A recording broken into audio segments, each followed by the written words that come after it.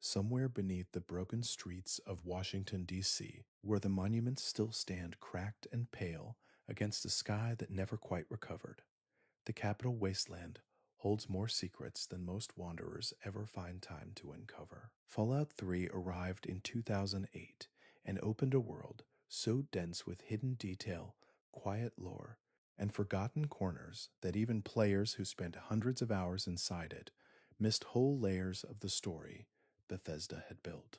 Before you drift off, maybe tap subscribe for more gentle videos, and let me know where you're listening from tonight. Tonight, we settle into the quieter side of that ruined world, moving slowly through facts and stories that tend to slip past even the most devoted explorers of the Vault 101 was designed to remain sealed forever. That was not an accident or an oversight by Vault-Tec planners. The experiment assigned to Vault 101 was deceptively simple in its design and deeply cruel in its execution. Residents were never meant to leave, and the outside world was never supposed to reach them. The overseer who greeted each new generation of vault dwellers was instructed to maintain this isolation at all costs, and the role was passed down through the decades with the weight of a sacred duty. Every child born inside those steel corridors grew up believing that the vault was the entire world, and that belief was precisely what Vault-Tec had hoped to measure and preserve. What makes this particular experiment unusual within the broader Vault program is the degree to which it depended on sustained deception rather than physical constraint. Other vaults flooded their populations with aggression-inducing chemicals, or sealed them inside with deliberately broken machinery, or pitted them against manufactured social crises. Vault 101 required none of those extreme measures. The vault simply had to remain closed, and the overseer simply had to keep telling the same story year after year until the lie became indistinguishable from the truth. The experiment was not measuring survival under pressure. It was measuring the psychology of a people who had never known anything else existed beyond their walls.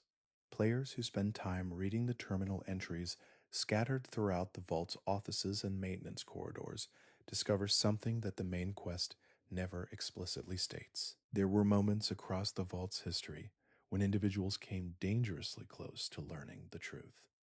Holotapes recorded by previous overseers reference residents who began asking difficult questions, who noticed inconsistencies in the official records, who wondered aloud why the emergency exit protocols were never tested. Each of these moments was quietly managed. The questioners were reassigned to distant work details. Their records were adjusted. Their curiosity was absorbed into the vault's routines until it faded. The lone wanderer's father, James, represents the single greatest disruption to this long experiment. His escape triggered a crisis not because it was physically dangerous, but because it proved the experiment's central premise wrong. The vault could be left. The world outside existed. And once a single resident demonstrated that escape was possible, the careful psychology that had sustained the vault for 200 years began to unravel in ways even the overseer could not fully control. Rivet City sits anchored against the broken remains of a pre-war aircraft carrier at the edge of the Potomac River, and it is one of the most carefully constructed settlements in the entire capital wasteland. The ship itself, never given a proper name within the game's dialogue, rests with its hull partly submerged and its upper decks converted into a functioning community of merchants, researchers, and civilians who have built something resembling ordinary life in an extraordinary place. The sheer ambition of the location is easy to take for granted after a few visits, but the detail embedded in its construction is worth pausing over. The science lab housed within Rivet City is staffed by researchers who are quietly conducting work of genuine consequence. Dr. Madison Lee, who players meet as part of the main quest line, leads a team that has been attempting to restore and purify the Potomac's water supply for years before the lone wanderer ever arrives. Her research is not a new project hastily assembled in response to the player's appearance. The terminal logs and personal journals scattered through the lab reveal that she and her colleagues have been at this work for an extended period, wrestling with technical problems, funding disputes, and the constant difficulty of conducting serious science in a world without reliable supply chains. What many players miss entirely is the quiet tragedy embedded in the relationship between Dr. Lee and James, the lone wanderer's father. Their history is not fully told in any single location. It emerges gradually through optional conversations, through overheard exchanges between scientists, and through the tone of Lee's responses when the player mentions certain subjects. The two were colleagues and friends whose professional relationship fractured under the weight of disagreement about how to approach their shared mission. James left Rivet City with the player as an infant, and Lee stayed behind, and neither of them has entirely made peace with the decisions that led to that separation. The history of Rivet City itself, before it became the settlement players explore, is preserved in a single optional quest that the game never draws attention to with any particular fanfare. Seagrave Holmes, a merchant operating in the ship's market, is connected to the founding of the city in ways that the main population does not fully know. Tracking down the historical record of how the carrier was converted into a habitable community reveals layers of practical problem solving and human compromise that the polished surface of Rivet City's functioning. Society tends to obscure. The founders made hard choices. Some of those choices were not entirely honorable. The settlement survived anyway.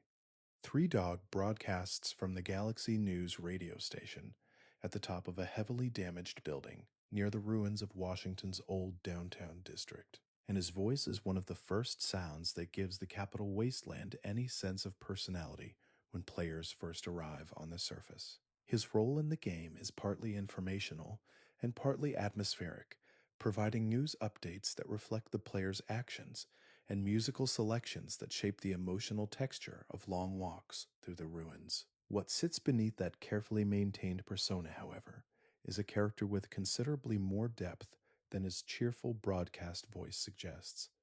The terminal entries inside the GNR building, accessible to players who take the time to read through them, reveal that Three Dog has been maintaining his station largely alone for an extended period. His technical staff is minimal. His equipment is aging and difficult to repair. The signal-boosting equipment that would allow his broadcasts to reach farther across the wasteland has been degraded for years, which is why the main questline eventually asks the player to assist with its restoration. Three Dog is not simply a cheerful disc jockey sitting in a comfortable studio. He is a person who has committed himself to an almost solitary mission of cultural preservation in conditions that offer very little support.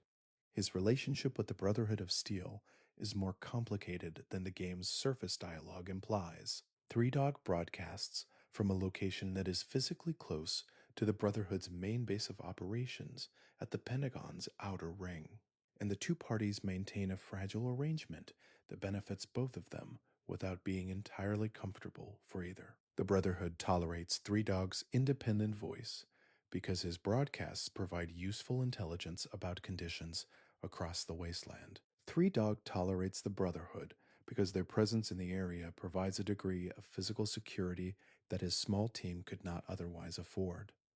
Neither side would describe this as a partnership. The musical selections that Three Dog plays between his commentary are drawn from a carefully curated library of pre-war recordings that the station accumulated over the years before his current tenure. Players who pay close attention to the playlist over many hours of gameplay discover that certain songs appear with much greater frequency than others, and that Three Dog's commentary sometimes echoes the emotional themes of the music that follows it. This is not random. The curation reflects actual thought about how music functions as a form of communication, and it is one of the quieter achievements of Fallout 3's ambient design that so few players ever consciously register it. The special system that governs the Lone Wanderer's abilities carries within it a set of thematic choices that reflect something important about how Bethesda understood the world they were building. Strength, perception, endurance, charisma, intelligence, agility, and luck are not arbitrary categories assembled for mechanical convenience. Each one maps onto a set of survival concerns that were drawn from careful thought about what qualities would actually matter in a post-apocalyptic environment. The designer's notes and developer interviews from the period around the game's release confirm that considerable discussion went into ensuring that each attribute felt meaningful rather than cosmetic.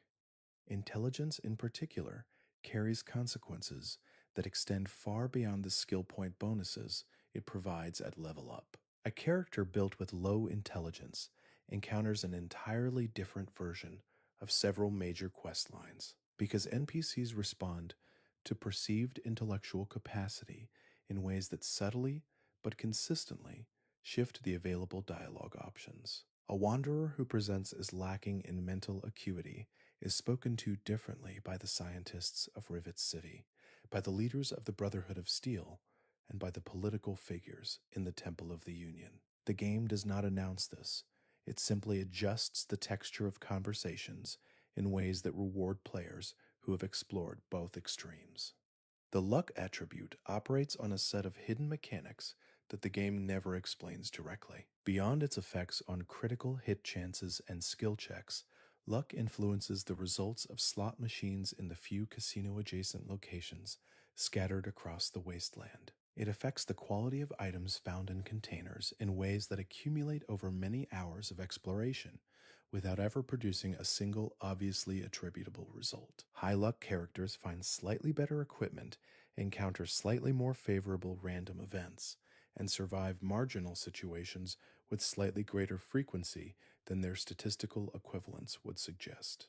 None of this is announced, it simply happens gradually across an entire playthrough.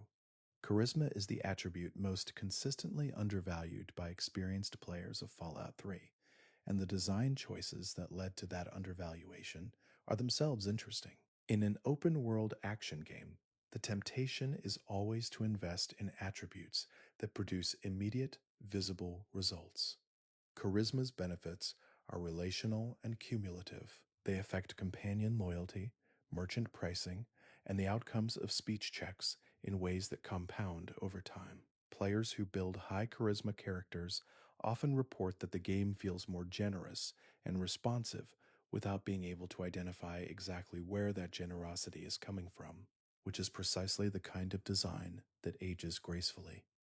Megaton is the first major settlement most players encounter after emerging from Vault 101, and the bomb that sits at the center of its settlement is one of the most discussed moral choices in all of Fallout 3. Players can choose to disarm it, completing a quest that earns them a home in the settlement and the gratitude of its residents. Or they can choose to arm it, detonating the weapon on behalf of a man named Mr. Burke, who works for the game's primary antagonist. The two outcomes and the rewards attached to them have been analyzed extensively by the Fallout community over the years. Less discussed is what the presence of the bomb reveals about the people who chose to build their settlement around it. Megaton's founders were not naive about what they were living beside. The bomb is a recognizable weapon, and the settlement's residents have had ample time to contemplate its significance. The cult that formed around the bomb, the Children of Adam, represents one interpretation of that contemplation. Their theology transforms the weapon from a threat into a sacred object, which is a perfectly understandable psychological response to living in proximity to something that cannot be removed and cannot be ignored. The rest of Megaton's population has made a different peace with the situation, treating the bomb as a landmark rather than a danger, which is equally understandable and equally revealing about how human communities adapt to impossible circumstances. The water processing plant at the edge of Megaton serves a function that most players never pause to appreciate. Clean water is extraordinarily valuable in the capital wasteland, and Megaton's ability to process and distribute it gives the settlement a practical economic foundation that explains its survival far more convincingly than the bomb ever could. The settlement trades in water. It attracts traders and travelers because it can offer something that almost nowhere else in the region can provide reliably. The bomb draws attention and narrative significance, but the water is what actually sustains the community from one year to the next. The sheriff of Megaton, Lucas Sims, maintains order in the settlement through a combination of genuine authority and carefully managed reputation. His history in the wasteland before he settled in Megaton is referenced only in fragments across the game's optional dialogue. He was a traveler before he became a lawman, and the experience of moving through the capital wasteland without protection gave him a specific understanding of what communities need to survive. His approach to law enforcement reflects that experience. He is firm without being brutal, and he extends to newcomers a degree of trust that suggests he remembers what it was like to arrive somewhere strange and uncertain of his welcome. The Enclave's presence in Fallout 3 marks a significant evolution from their role in Fallout 2, and understanding that evolution requires some attention to what the organization actually believes about itself. The Enclave does not consider itself a faction of villains. Within its own institutional logic, the Enclave represents the legitimate continuation of the United States federal government, operating in exile since the Great War and maintaining the chain of command that connects the post-war world to the pre-war constitutional order. Colonel Autumn and President Eden both hold to this institutional self-image with absolute sincerity, which is what makes them so genuinely unsettling as antagonists. Raven Rock, the Enclave's primary base of operations in the Capital Wasteland region, sits carved into the mountains west of the main map and contains within its corridors a comprehensive archive of pre-war governmental procedures, military protocols, and scientific research that the organization has maintained through 2 centuries of isolated operation. The Enclave soldiers encountered in the field are not wanderers or scavengers. They are trained military personnel operating within a functioning institutional hierarchy, with ranks and procedures and a chain of command that traces back through unbroken succession to the pre-war executive branch. What makes the Enclave situation in Fallout 3 particularly interesting is the internal division between Colonel Autumn and President Eden, which the player discovers gradually over the course of the main questline.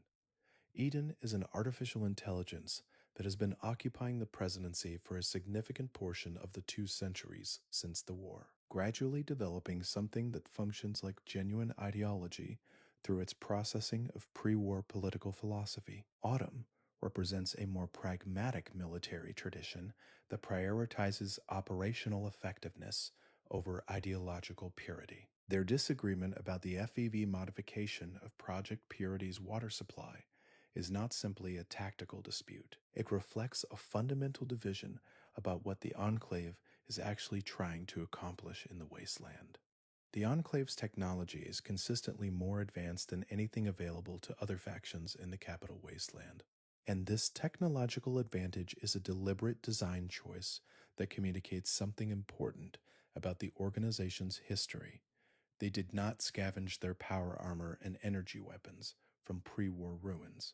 They maintained the manufacturing capacity and technical knowledge to produce and service advanced equipment throughout the post-war period. This is a significant organizational achievement, and it explains why even a relatively small Enclave force poses such a credible threat to much larger wasteland populations.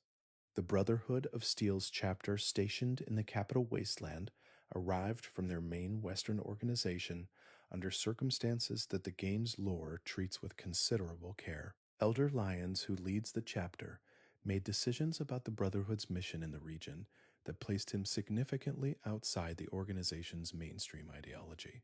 The Brotherhood, as a larger institution, concerns itself primarily with the recovery and preservation of advanced technology. Elder Lyons chose instead to prioritize the protection of the capital wasteland's civilian population, a decision that his superiors in the West regarded as a fundamental deviation from the Brotherhood's founding principles.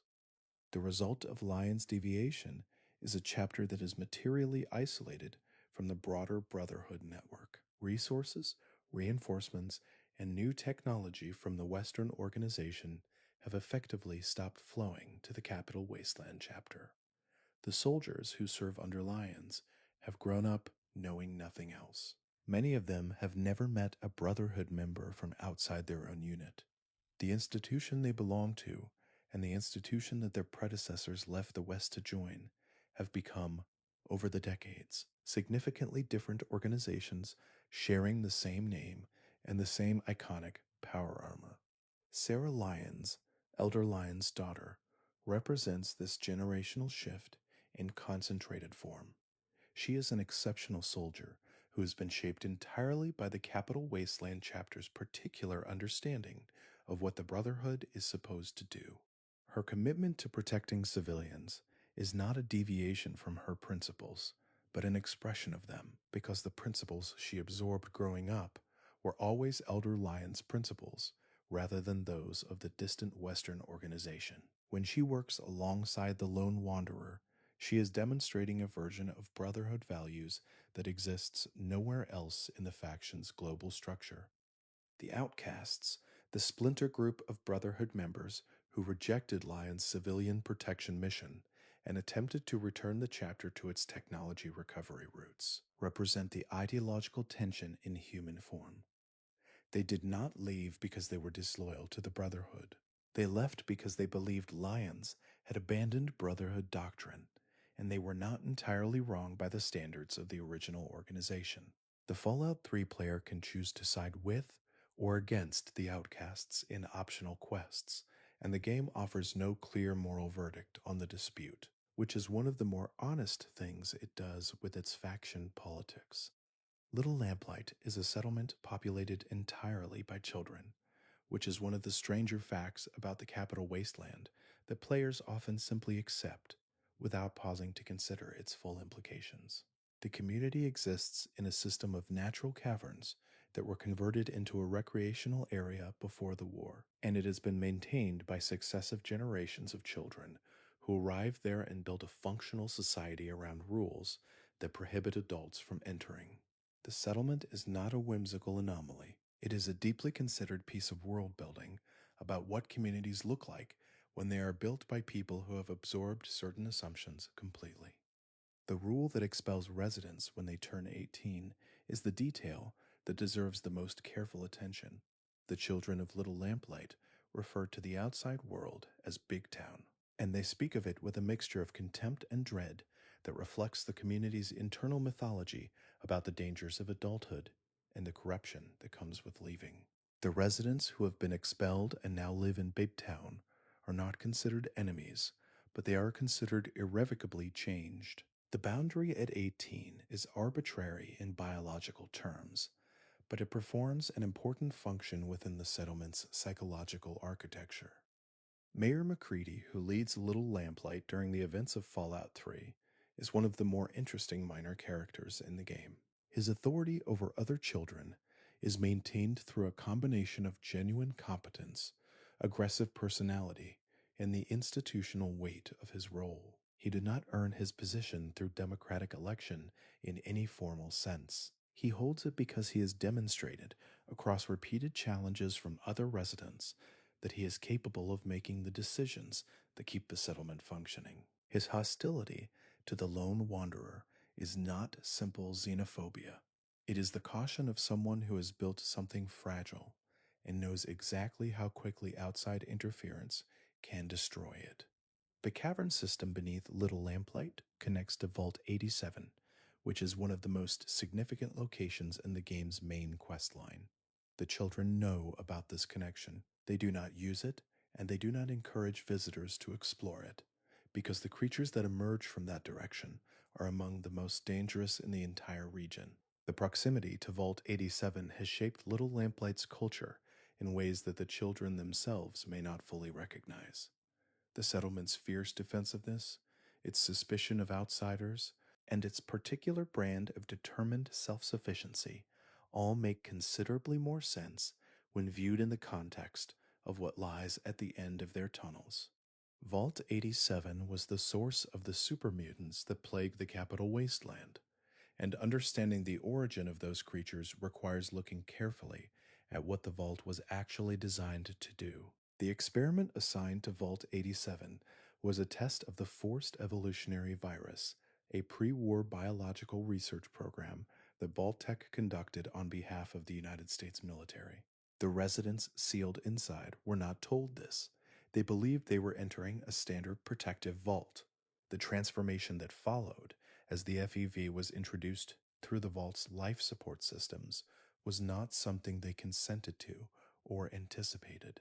The super mutants that wander the capital wasteland are the descendants of those original experimental subjects, though the word descendants requires some qualification. Super mutants are effectively sterile, which means their population cannot grow through natural reproduction. Every super mutant in the region was once a human being who was captured and subjected to forced immersion in the FEV vats that the Master's army developed at Vault 87. The mutants maintain their numbers by kidnapping humans from across the wasteland, which explains the raiding behavior that makes them so dangerous to settled communities. What players discover when they reach the depths of Vault 87 is a facility that has been operating without meaningful oversight for 2 centuries. The FEV vats are still functioning. The transformation process still works. The super mutants have, over the generations, developed their own understanding of what the vats represent and what their use means within their community's social structure. The Mariposa super mutants from the West Coast had a leader, the Master, whose intelligence allowed them to develop a coherent, if deeply wrong, ideology. The Vault 87 mutants have no equivalent figure, and the absence of that organizing intelligence shapes their culture in ways that make them simultaneously more straightforward and more unpredictable as opponents. The holotapes and terminal entries preserved within the Vault's ruined offices document the early stages of the FEV experiment with clinical precision that becomes increasingly unsettling the more carefully it is. Read. The scientists who designed and implemented the program were not monsters in any simple sense. They were people who had been convinced that the development of a super soldier solution was necessary for national security, and who had insulated themselves from the human cost of their research through layers of bureaucratic language and institutional procedure. The Vault's records are a document of how ordinary professional competence and genuine patriotism can combine to produce genuine horror. The waters of the Potomac River carry a particular resonance throughout Fallout 3 that deserves more attention than most players give it. Project Purity, the central mission of the game's main questline, is an attempt to create technology capable of purifying the river's water supply at a scale that would transform the economic and humanitarian landscape of the entire Capital Wasteland region. This project did not begin with James. It was conceived years earlier by a group of idealistic scientists who believed that clean water was the foundational requirement for any genuine post-war recovery, and that providing it at scale would do more to rebuild civilization than any military campaign or political organization could accomplish. The Jefferson Memorial, which houses Project Purity's main equipment, was chosen for practical reasons related to the facility's existing water access infrastructure, but it carries symbolic weight that the game's designers were clearly aware of. Jefferson himself, as a historical figure, represents a particular American tradition of idealistic ambition about what a new society could accomplish if it committed itself to Enlightenment principles. Placing a water purification project designed to heal a broken civilization inside a memorial to that tradition is not an accident. The location comments on the nature of the mission and on the difficulty of translating idealistic principles into practical outcomes. The contaminated water that flows through the Potomac before Project Purity's completion is not simply a game mechanic creating a resource scarcity. It is a reflection of what 2 centuries of nuclear fallout and environmental neglect have done to a river that once supported a major city. The irradiated water encountered throughout the wasteland tells the same story at smaller scale. Every puddle, every stream, every flooded basement in the Capital Wasteland is a reminder of what was lost when the bombs fell, and of how completely the pre-war world's infrastructure for managing and distributing clean resources was destroyed in a single afternoon. James's choice to flood the Project Purity facility rather than allow the Enclave to take control of it, is the central sacrifice of Fallout 3's story, and it operates as the kind of narrative decision that the game handles with unusual care. James was not a violent person or a strategic military thinker. He was a scientist who spent his career pursuing an idealistic goal, and when forced to make an impossible choice, he made the one that protected the mission over his own survival. The player does not get to participate in this decision. It happens while they watch, which is precisely the point. Some decisions belong to other people, and the experience of that powerlessness is part of what the game is about. The Regulators are a faction operating in the capital wasteland that most players encounter only briefly and rarely stop to examine carefully. They function as a kind of bounty hunting organization, tracking down and eliminating individuals designated as threats to wasteland communities and collecting payment for their work. The lone wanderer can join them through a perk called the Lawbringer perk, which rewards bringing in the finger of every named criminal encountered in the wasteland. This optional system sits at the margins of the main gameplay experience, but it connects to a set of questions about justice and order in post-apocalyptic societies that Fallout 3 is genuinely interested in exploring. The Regulators occupy an interesting moral position within the wasteland's social ecosystem. They are not an arm of any government, because no government with sufficient reach to sanction them exists. They are not a criminal organization, because their targets are genuinely dangerous people whose removal benefits the communities they threaten. They exist in the space between those categories, funded by community payments and motivated by a professional code that has no institutional backing beyond their own internal culture. Whether they represent a meaningful contribution to wasteland order or simply a privatized form of violence with good marketing is a question the game leaves deliberately open. The Talon Company mercenaries, who serve as the primary hostile human faction that players encounter randomly throughout the wasteland, exist in a kind of shadow relationship with the Regulators. Both groups operate outside conventional legal frameworks. Both accept payment for violence. The difference is entirely in their client base and their target selection, which is a distinction that matters enormously in practical terms, but raises uncomfortable questions about whether the moral difference between them is as clear as it might initially appear. Talon Company takes contracts against the player character specifically, but the circumstances of who placed those contracts and why remain genuinely murky throughout the game. Eulogy Jones, who leads Paradise Falls and runs the slaving operation that supplies the capital wasteland's various forced labor markets, represents the economic logic of exploitation taken to its most direct expression. The slavers who work under him are not ideologically motivated. They are business people who have identified a market need and are meeting it with the resources available to them. Understanding why the slaving economy functions in the capital wasteland requires understanding the degree to which the post-war collapse eliminated most of the alternative forms of economic organization that might have created different incentive structures. The radio broadcasts that fill the capital wasteland's airwaves extend beyond Three Dogs Galaxy News Radio to include signals of a stranger and more unsettling character. The Enclave radio station, which broadcasts once the Enclave establishes a significant presence in the region, plays pre-war patriotic music, and features a recorded voice presenting what the organization wants the wasteland's population to believe about its intentions and authority. The juxtaposition of cheerful pre-war musical arrangements with the actual behavior of Enclave soldiers in the field is one of the game's quieter satirical achievements.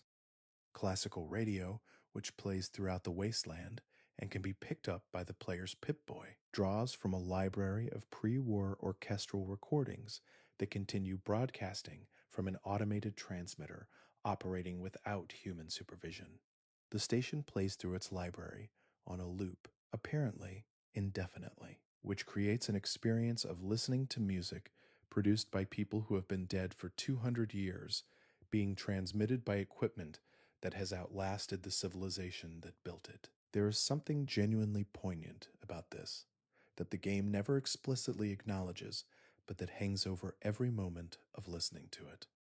The Enclave's broadcasts reference historical events and governmental structures that no longer exist in any functional sense, presenting them as current facts rather than pre-war history.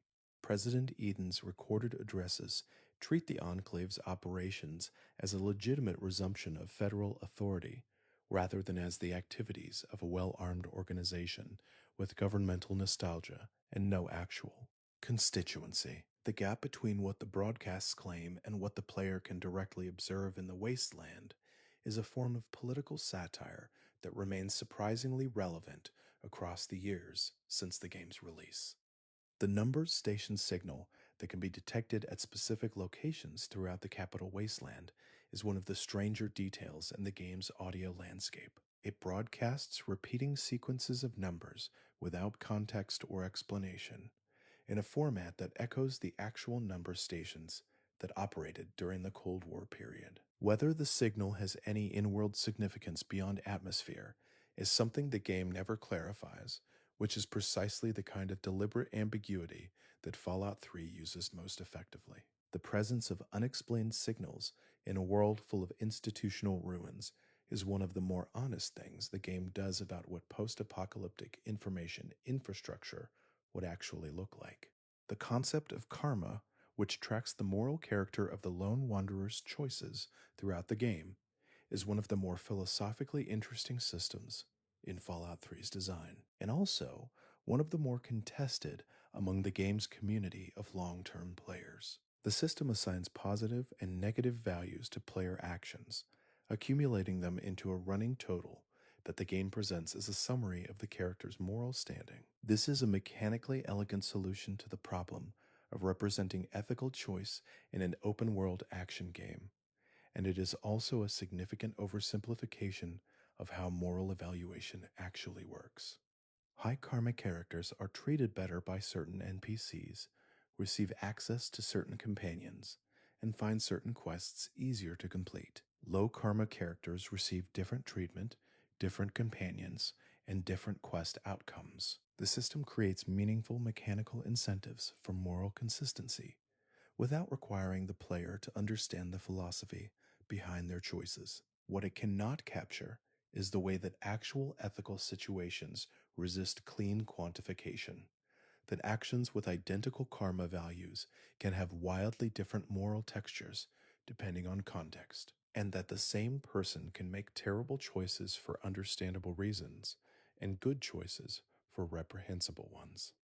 The karma system's specific assignments reveal interesting things about what assumptions its designers were working from. Killing a slaver in certain contexts produces a karma gain. Stealing from a merchant produces a karma loss. These feel intuitive at the level of surface description, but they become complicated when examined more carefully. The merchant might be selling things that were themselves stolen from desperate people. The slaver might be protecting their family through the only economically viable option available to them in a community where that option is normalized. The karma system makes these complications invisible because it cannot afford to engage with them without becoming unworkable. What saves the karma system from being simply reductive is the way that specific quests complicate and sometimes directly contradict its general framework. Certain quest decisions produce karma outcomes that feel wrong relative to the actual ethical situation, and the game seems aware of this because it often provides dialogue options that acknowledge the complexity without the karma score reflecting it. The gap between what the numbers say and what the player actually feels about a decision is itself a kind of commentary on the limits of moral accounting systems, and it is more interesting than the system's critics usually give it credit for being. Arafu is a small settlement of survivors living on an elevated section of collapsed highway above the Potomac River, and it is one of the more quietly devastating communities in the capital wasteland. The residents who remain there are few and increasingly frightened. They are being targeted by a group that has developed a complex and self-serving mythology around the consumption of blood, which represents one of the stranger responses to post-war existence that Fallout 3 depicts. The quest that brings players to Arafu is called Blood Ties, and its resolution is one of the game's more morally nuanced, optional stories. The family, as the blood drinking group calls itself, is composed of humans who have constructed an identity around a set of behaviors that most wasteland communities would find threatening. Their leader has developed what functions as an alternative ethics for them, a set of rules that prohibit the killing of humans while permitting the forced acquisition of blood. The internal logic of this system is coherent enough that the player can choose to mediate between the family and Arafu rather than simply destroying one group for the other's benefit, which is the kind of moral optionality that Fallout 3 does extremely well in its optional content, even when it simplifies the main questline. Ian West, an Arafu resident who joined the family and participated in an attack on his own community, presents the player with a specific question about responsibility and culpability that the quest handles with more care than might be expected from its surface presentation. Ian did not choose his condition in any simple sense. He was changed by an encounter with the family, and those changes drove behavior that harmed people he cared about. The question of whether he bears moral responsibility for what he did in that state, and what the appropriate response to that responsibility is, does not have a clean answer that the game provides on the player's behalf. The elevated highway sections that make up Arafu's physical location represent one of the more visually distinctive environments in Fallout 3. Living on a structure that was designed for transit rather than habitation, above a river that is slowly reclaiming the landscape beneath it, while the rest of the capital wasteland spreads out in all directions, gives the settlement a particular quality of precariousness that matches its social situation perfectly. The people of Arafu are holding on in more than one sense, and the game communicates this through environment, as much as through dialogue. Harold is one of the most quietly remarkable figures in the entire Fallout series, and his presence in Fallout 3 is the final chapter of a story that began in the original Fallout and continued through Fallout 2. He has been transformed over the decades since his first exposure to the forced evolutionary virus into something that is neither quite human, nor quite ghoul, nor quite anything else that the wasteland has named. A tree named Bob has grown from his head over the course of his long life, and over the centuries he has become immobile, rooted in place, slowly becoming the center of a growing and increasingly biodiverse garden called Oasis in the northern reaches of the capital wasteland. The community that has grown up around Harold and Oasis is one of the stranger religious formations in Fallout 3's world. They worship him, which Harold finds deeply uncomfortable. He did not ask for divinity, and he does not believe in it, but he has spent long enough trying to change his situation to understand that some things simply cannot be changed, and he has made a kind of peace with his role while remaining clear-eyed about its absurdity. The ability to hold on to that self-awareness across centuries of isolation and unwanted veneration is one of the things that makes Harold such a poignant character. The quest that players undertake in Oasis asks them to choose between 3 possible treatments for Harold's condition, each advocated by a different faction within the settlement's population. One group wants Harold to grow and spread, eventually greening a significant portion of the wasteland. Another wants to contain his growth and preserve the current garden. A third wants to end his suffering by burning the tree from the inside, which would kill him. Harold's own preference, communicated to the player in private, is for that third option. He has been alive long enough. He has been rooted long enough. He wants to rest.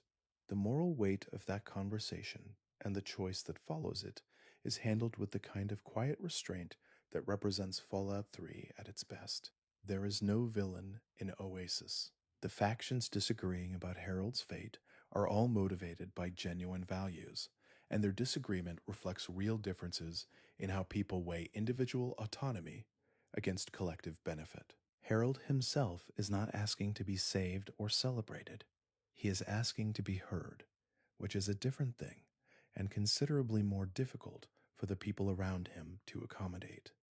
The pit, which became accessible through downloadable content released after the main game, added an entirely new location to the Capital Wasteland universe, and introduced a set of political and moral questions that the main game had approached only tangentially. The Pit is a city built in the ruins of Pittsburgh, Pennsylvania, and it operates under a system of forced labor that produces steel goods essential to the survival of nearby settlements. The workers who maintain the foundries are kept alive and working through a combination of physical coercion and the controlled distribution of a drug called Radaway, which keeps the ambient radiation from killing them too quickly.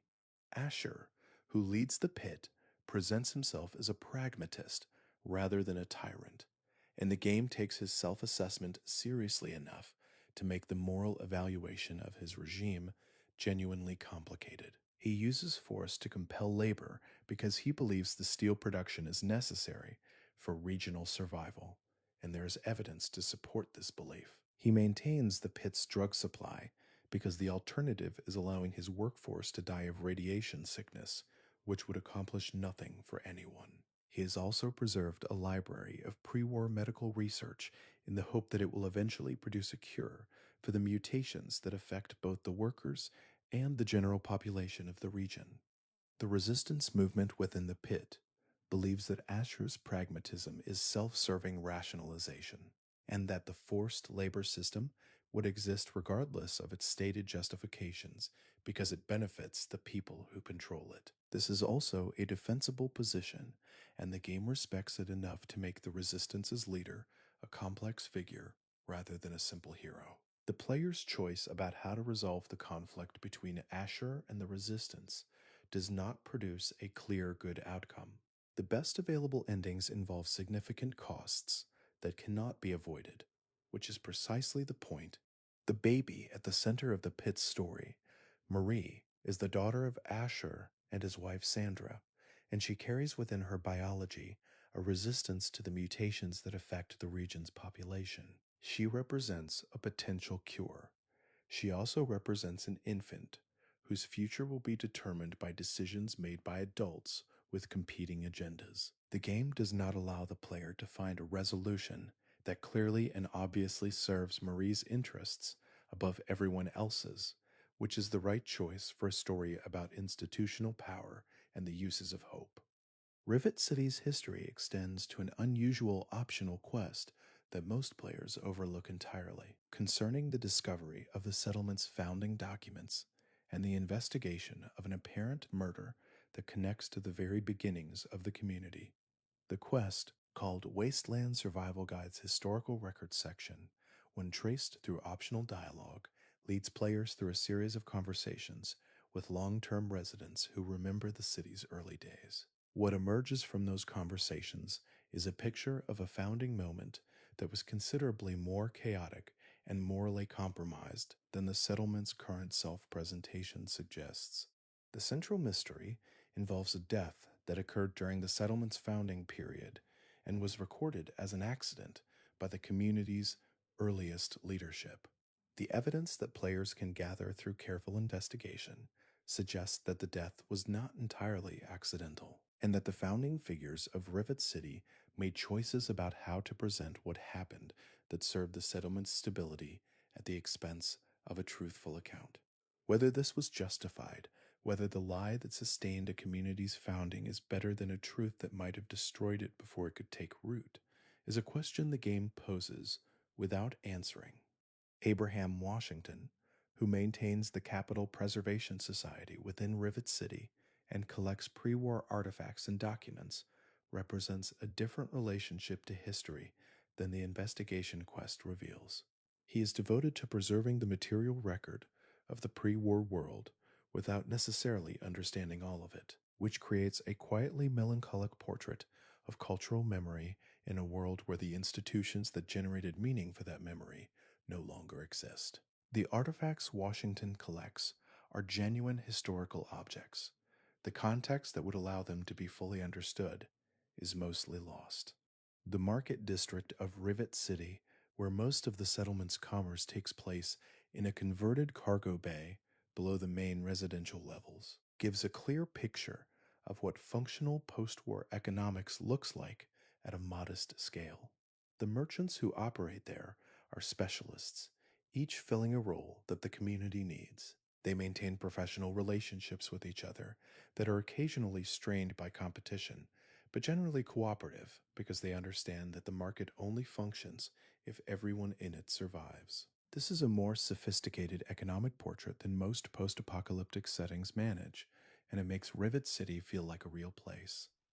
The Dunwich Building, located in the southwestern reaches of the capital wasteland, is one of the game's most deliberately unsettling locations, and it is unsettling in ways that extend beyond the immediately obvious. The building is occupied by feral ghouls, which would be threatening enough on its own. But players who read the notes and holotapes scattered throughout its damaged interior discover that something was happening in this building before the war. Something that the pre-war records describe in increasingly alarmed and fragmented terms. The name Dunwich is not accidental. The designers chose it as a reference to a famous work of cosmic horror fiction, and the location earns that reference through careful environmental detail. The history of the building suggests that an unusual artifact was discovered during construction, and that the company which owned the building chose to continue development around it, rather than report or remove it. As the records progress chronologically, the language of the people working in and around the building becomes progressively less coherent. Workers report experiences that they cannot explain. The artifact, which players can locate in the building's deepest level, generates what the game describes as a vision when the player interacts with it. The vision is brief and fragmentary, but it suggests a connection to something that predates human civilization. What makes the Dunwich Building remarkable is that Fallout 3 is not generally a horror game. It is an action role-playing game set in a post-apocalyptic environment, and its threats are overwhelmingly comprehensible ones, produced by radiation, conflict, and the breakdown of social order. The Dunwich Building introduces a genuinely different register of strangeness, one that suggests the pre-war world contained mysteries that its science was not adequate to explain. This does not contradict Fallout's otherwise rational universe. It complicates it in a way that makes the world feel larger. The presence of such a location and the care with which its mystery is constructed and left unresolved reflects something important about Bethesda's approach to world building in Fallout 3. The game contains dozens of locations that tell complete stories, where every note and holotape connects to produce a clear picture of what happened and why. The Dunwich Building is the exception, the place where the narrative threads do not converge into an explanation, where the evidence accumulates into something that cannot be fully processed. It is the game acknowledging that some things in the world resist understanding, which is a different kind of honesty than producing coherent stories from ruins. The Lone Wanderer's Pip-Boy Model 3000 is not simply a gameplay interface device. It is a piece of pre-war technology that was issued to residents of Vault 100 and 1 at birth, physically attached to their wrist and loaded with software designed to assist Vault residents in managing their daily tasks, health monitoring, and entertainment needs. The model used in the Capital Wasteland vaults is an older design than the models encountered in some other regions of post-war America, and the specific version issued to residents of Vault 101 carries within its programming a comprehensive record of its users' vital statistics going back to the moment of first activation. The maps that the Pip-Boy generates are not downloaded from any external source. They are built from the device's environmental sensors as the player moves through the wasteland, filling in from the edges of discovered territory as the wanderer explores. This means that the map the player uses throughout the game is a document of their own experience rather than a pre-existing record. Every location that appears on it was visited. Every road that is marked was walked. The map is a kind of autobiography, and the blank spaces at its edges are the places where the story has not yet gone. The radio function of the Pip-Boy is technically impressive for a device of its era and size.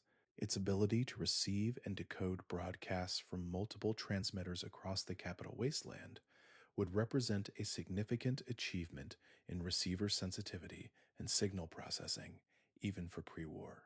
Electronics. The fact that it continues to function reliably 200 years after its manufacture, without any maintenance beyond what the lone wanderer can provide themselves, suggests that Pip-Boy construction quality was genuinely exceptional rather than merely claimed by Vault-Tec's marketing materials.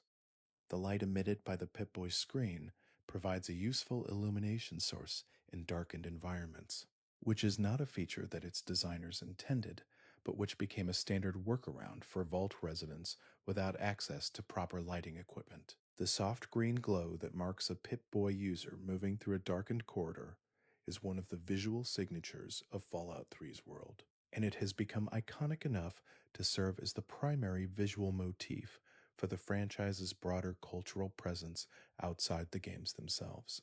Vault 112 holds one of the game's more elaborate and unsettling experiments, one that players encounter through the Tranquility Lane simulation as part of the main questline. The vault was designed around a scientist named Stanislaus Braun, who developed technology for creating persistent virtual reality simulations. Braun used this technology to place the vault's residents in an artificial simulation environment, maintaining their physical bodies in suspended animation, while their minds continued to experience a constructed version of an idealized pre-war suburban neighborhood.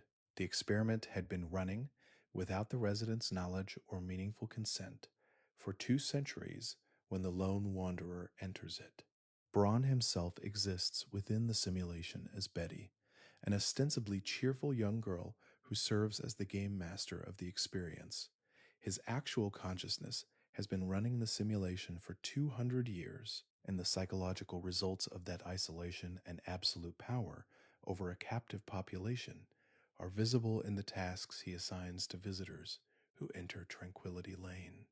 He is bored with absolute control. He has entertained himself for generations by manipulating the residents into harming each other, resetting their memories when things go too far, and beginning again with new cruelties. The simulation is not a refuge.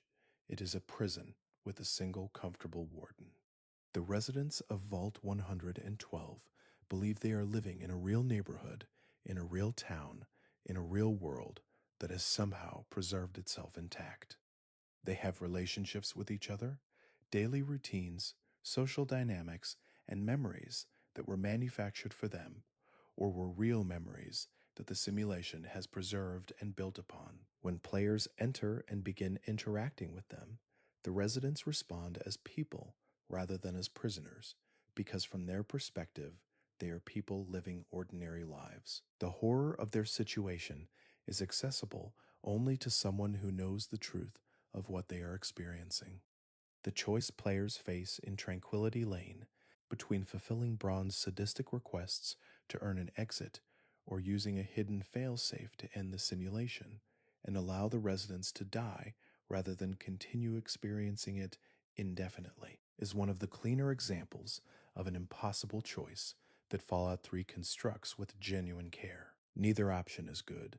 The question is which harm is more tolerable, and the game does not provide a clear answer.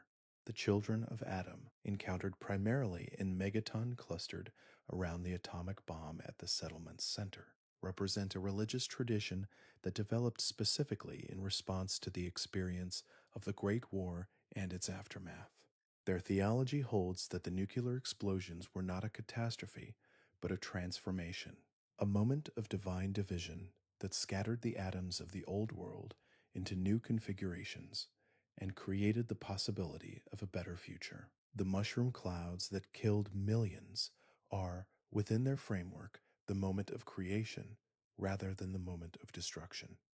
This theological inversion of catastrophe into sacred event is not unique in religious history. Many religious traditions have developed ways of finding sacred meaning in events that were understood as disasters by the people who survived them. What makes the Children of Adam unusual within Fallout 3's world is the specificity of their theological claim. They are not finding general spiritual meaning in suffering. They are making a specific cosmological argument about the nature and purpose of nuclear energy, one that draws on pre-war scientific terminology in ways that its users only partially understand. The priests and devotees of the Children of Adam encountered throughout the wasteland in Fallout 3 and subsequent games carry with them an unsettling combination of genuine devotion and obvious radiation damage. Their faith does not protect them from the physical consequences of what they worship, which they interpret as a form of spiritual transformation rather than physical harm. The degree to which this interpretation is self-deception versus a genuinely different framework for understanding bodily experience is a question the game leaves open enough that players can approach it with various degrees of sympathy.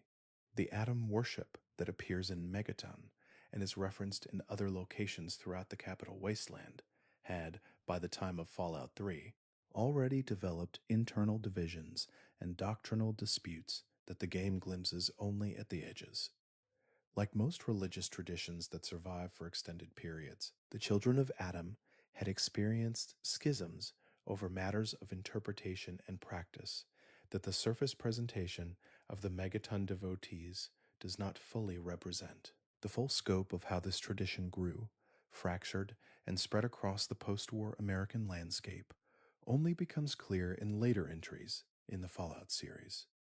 The construction of the capital wasteland as a physical space involved careful decisions about which elements of Washington, D.C.'s actual geography to preserve and which to modify for gameplay purposes. The real city's landmarks appear throughout the game in stylized forms that are recognizable but adapted to fit the specific design needs of an exploration-based action game. The Washington Monument, the Lincoln Memorial, the Jefferson Memorial, the Capitol Building, and the Pentagon all appear as navigable game spaces, and each carries within it a set of associations that the game uses deliberately. The Lincoln Memorial is occupied, during the events of Fallout 3, by a slaving operation that uses the monument as a base and processing center for captured people being transported to Paradise Falls. The juxtaposition of that specific historical monument with that specific post-war use is not accidental. It is a piece of environmental commentary about the gap between the ideals that monuments are built to commemorate and the uses that desperation and collapsed social order impose on the physical spaces those monuments occupy. The memorial's visual splendor survives relatively intact. The value system it was built to honor does not. The Capitol building's shattered dome serves as the territory of a super mutant warlord who has no awareness of the building's historical significance and no reason to care. The building has become simply a defensible structure in a good position, and its current occupants use it for exactly that purpose and nothing more. This is one of the more quietly devastating details in a game full of them. The way that physical structures outlast the meanings assigned to them, becoming bare matter that subsequent occupants repurpose without any sense of loss for what they are overriding. The subway system beneath Washington, D.C. provides the primary means of underground navigation throughout the capital wasteland, and the decisions about which stations are accessible, which tunnels have collapsed, and which subterranean connections still function create a kind of geographical puzzle that players navigate over many hours of gameplay.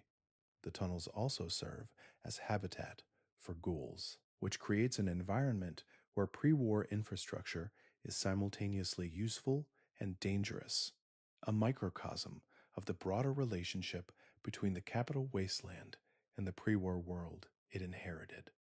Dr. Lesko, encountered during the optional quest Those, is one of the more memorable minor scientists in the game, a researcher attempting to restore the fire ant population of the Great Ditch area to a more manageable size by modifying the ants themselves. His goal is sympathetic. The mutated fire ants are enormous, aggressive, and have destroyed the community of Grey Ditch by killing most of its residents and driving the survivors away. His method involves further genetic modification, which is the kind of solution that makes perfect sense from a scientific perspective and raises obvious questions from almost any other perspective. The relationship between scientific competence and wisdom about the use of that competence is one of the running themes of Fallout 3's treatment of pre-war research culture, and Lesko is one of its cleaner illustrations. He is clearly intelligent. He is clearly motivated by a genuine desire to solve a real problem. He is also clearly someone who has not spent much time thinking about the broader implications of the techniques he uses or the precedents his research sets. His confidence in his own methods is complete and not entirely warranted, and the quest that involves him can resolve in ways that make this visible without making him into a villain. The Fire Ant Queen at the bottom of the Grey Ditch infestation is herself a product of pre-war military experimentation that has been running without supervision for 2 centuries, which makes her simultaneously the source of the community's destruction and a victim of the same institutional scientific culture that Lesko represents. The layering of one researcher's unintended consequences on top of another's is one of the quieter structural observations that the optional quests of Fallout 3 make repeatedly, that the post-war world's problems are not simply the result of the bombs, but of the entire chain of institutional decisions and research programs that preceded them. The character of Moira Brown, who runs Craterside Supply in Megaton and commissions the Lone Wanderer's help with her Wasteland Survival Guide research project, is constructed with a specific kind of cheerfulness that the game positions carefully against the ambient grimness of the capital wasteland. She is not naive about the conditions of the world she lives in. She has survived in one of the more difficult environments on the continent for long enough to develop genuine expertise in wasteland commerce and supply management. Her optimism about the Survival Guide project is not a product of ignorance, but of a deliberate choice to invest in the possibility that things can improve.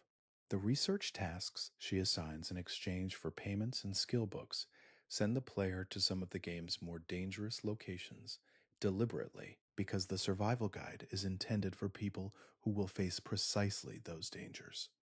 The irony of the situation, that players who survive the research missions have acquired the kind of experiential knowledge that the guide is trying to capture in written form, is something the game acknowledges through Moira's dialogue without belaboring it. The guide is less valuable than the experience of completing the research for it, but experience cannot be bottled and sold in a shop.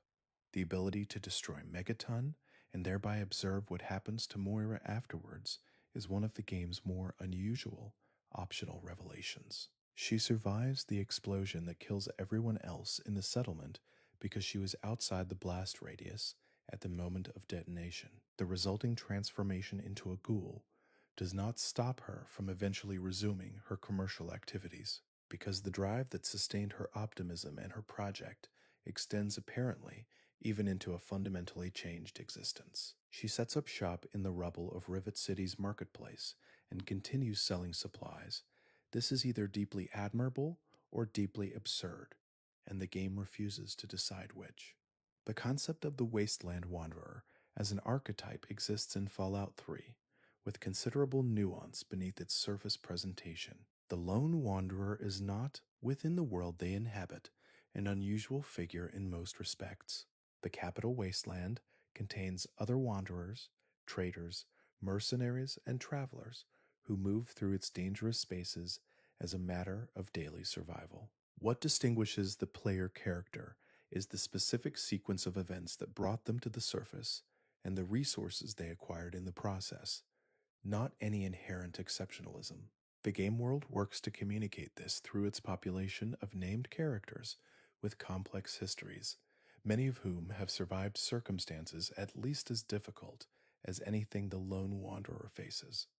Charon, a ghoul who can be recruited as a companion through a specific transaction in Underworld, is one of the more philosophically interesting characters in the game. He was conditioned through a specific behavioral modification process to follow the orders of whoever holds his contract, completely and without question, regardless of the nature of those orders. This conditioning is presented as a form of slavery that Charon himself cannot fully perceive as such, because the modification has shaped not just his behavior, but his understanding of his own desires and values. The player can purchase his contract, which makes them his owner, rather than freeing him. and the game never resolves this uncomfortable situation cleanly. Dogmeat, the canine companion available from the scrapyard northwest of Megaton, carries on a tradition from the original Fallout game in a form adapted for the newer game's different design priorities. Dogs in the wasteland are generally feral or semi-feral creatures, the descendants of pre-war domestic animals that have adapted to the post-war environment over 2 centuries. Dogmeat represents an exception, an animal that has retained enough domesticated behavior to form a genuine partnership with a human companion. The bond between the lone wanderer and Dogmeat is one of the few relationships in the game that the narrative treats as uncomplicated, which is its own form of comment on how difficult uncomplicated relationships are to find in the capital wasteland. The endgame sequence of Fallout 3, in which the lone wanderer makes a final sacrifice to activate Project Purity's water purification system, was controversial when the game was released, primarily because the base game did not permit survival and continuation of play after this moment. The design choice was deliberate. Bethesda intended the sacrifice to function as a genuine ending, a moment that the player could not step around by loading an earlier save. The story had a conclusion, and the conclusion required a cost, and the cost was final. Later patches and downloadable content modified this ending to allow survival in certain circumstances, which addressed the player experience complaint while altering the original narrative intent in ways that are still discussed. The question of whether a game's ending should be negotiable, whether player agency extends to the right to survive a story that was designed to end in sacrifice, is a real design question about what games are supposed to be. Fallout 3's original ending treated the medium seriously enough to answer it one way. The patches answered it another way, and both answers reveal something about competing understandings of what players are owed. The water that flows through the purification system at the end of the game is described as clean enough to support life across the capital wasteland, and the implication is that this will transform the region's future in ways that the game does not directly depict. The hundreds of years of accumulated contamination that have prevented recovery are neutralized, or will be as the clean water gradually spreads. This is presented as an unambiguous good, which it is. It is also an ending that points toward a future, rather than showing it, which is appropriate for a game set in a world that is perpetually in the process of reconstruction. The memorial that appears in the game's final slides, bearing the names of the people who contributed to Project Purity in acknowledging the lone wanderer's sacrifice, is the formal recognition that Wasteland civilization offers to its heroes. It is a monument in the tradition of all monuments, an attempt to convert the rawness of sacrifice into a lasting form that subsequent generations can contemplate. Whether the wasteland will maintain the monument, whether the civilization it represents will survive long enough to remember why it was built, is left to the imagination of the player who has just finished the story and stands looking at the credits. The Lincoln Memorial, which housed a slaving operation at the time of the lone wanderer's journey, is connected to one of the game's more historically resonant optional quest lines. A group called the Abolitionists, working loosely in connection with the freed slave community of the Temple of the Union, is attempting to drive the slavers out of the memorial and reclaim it.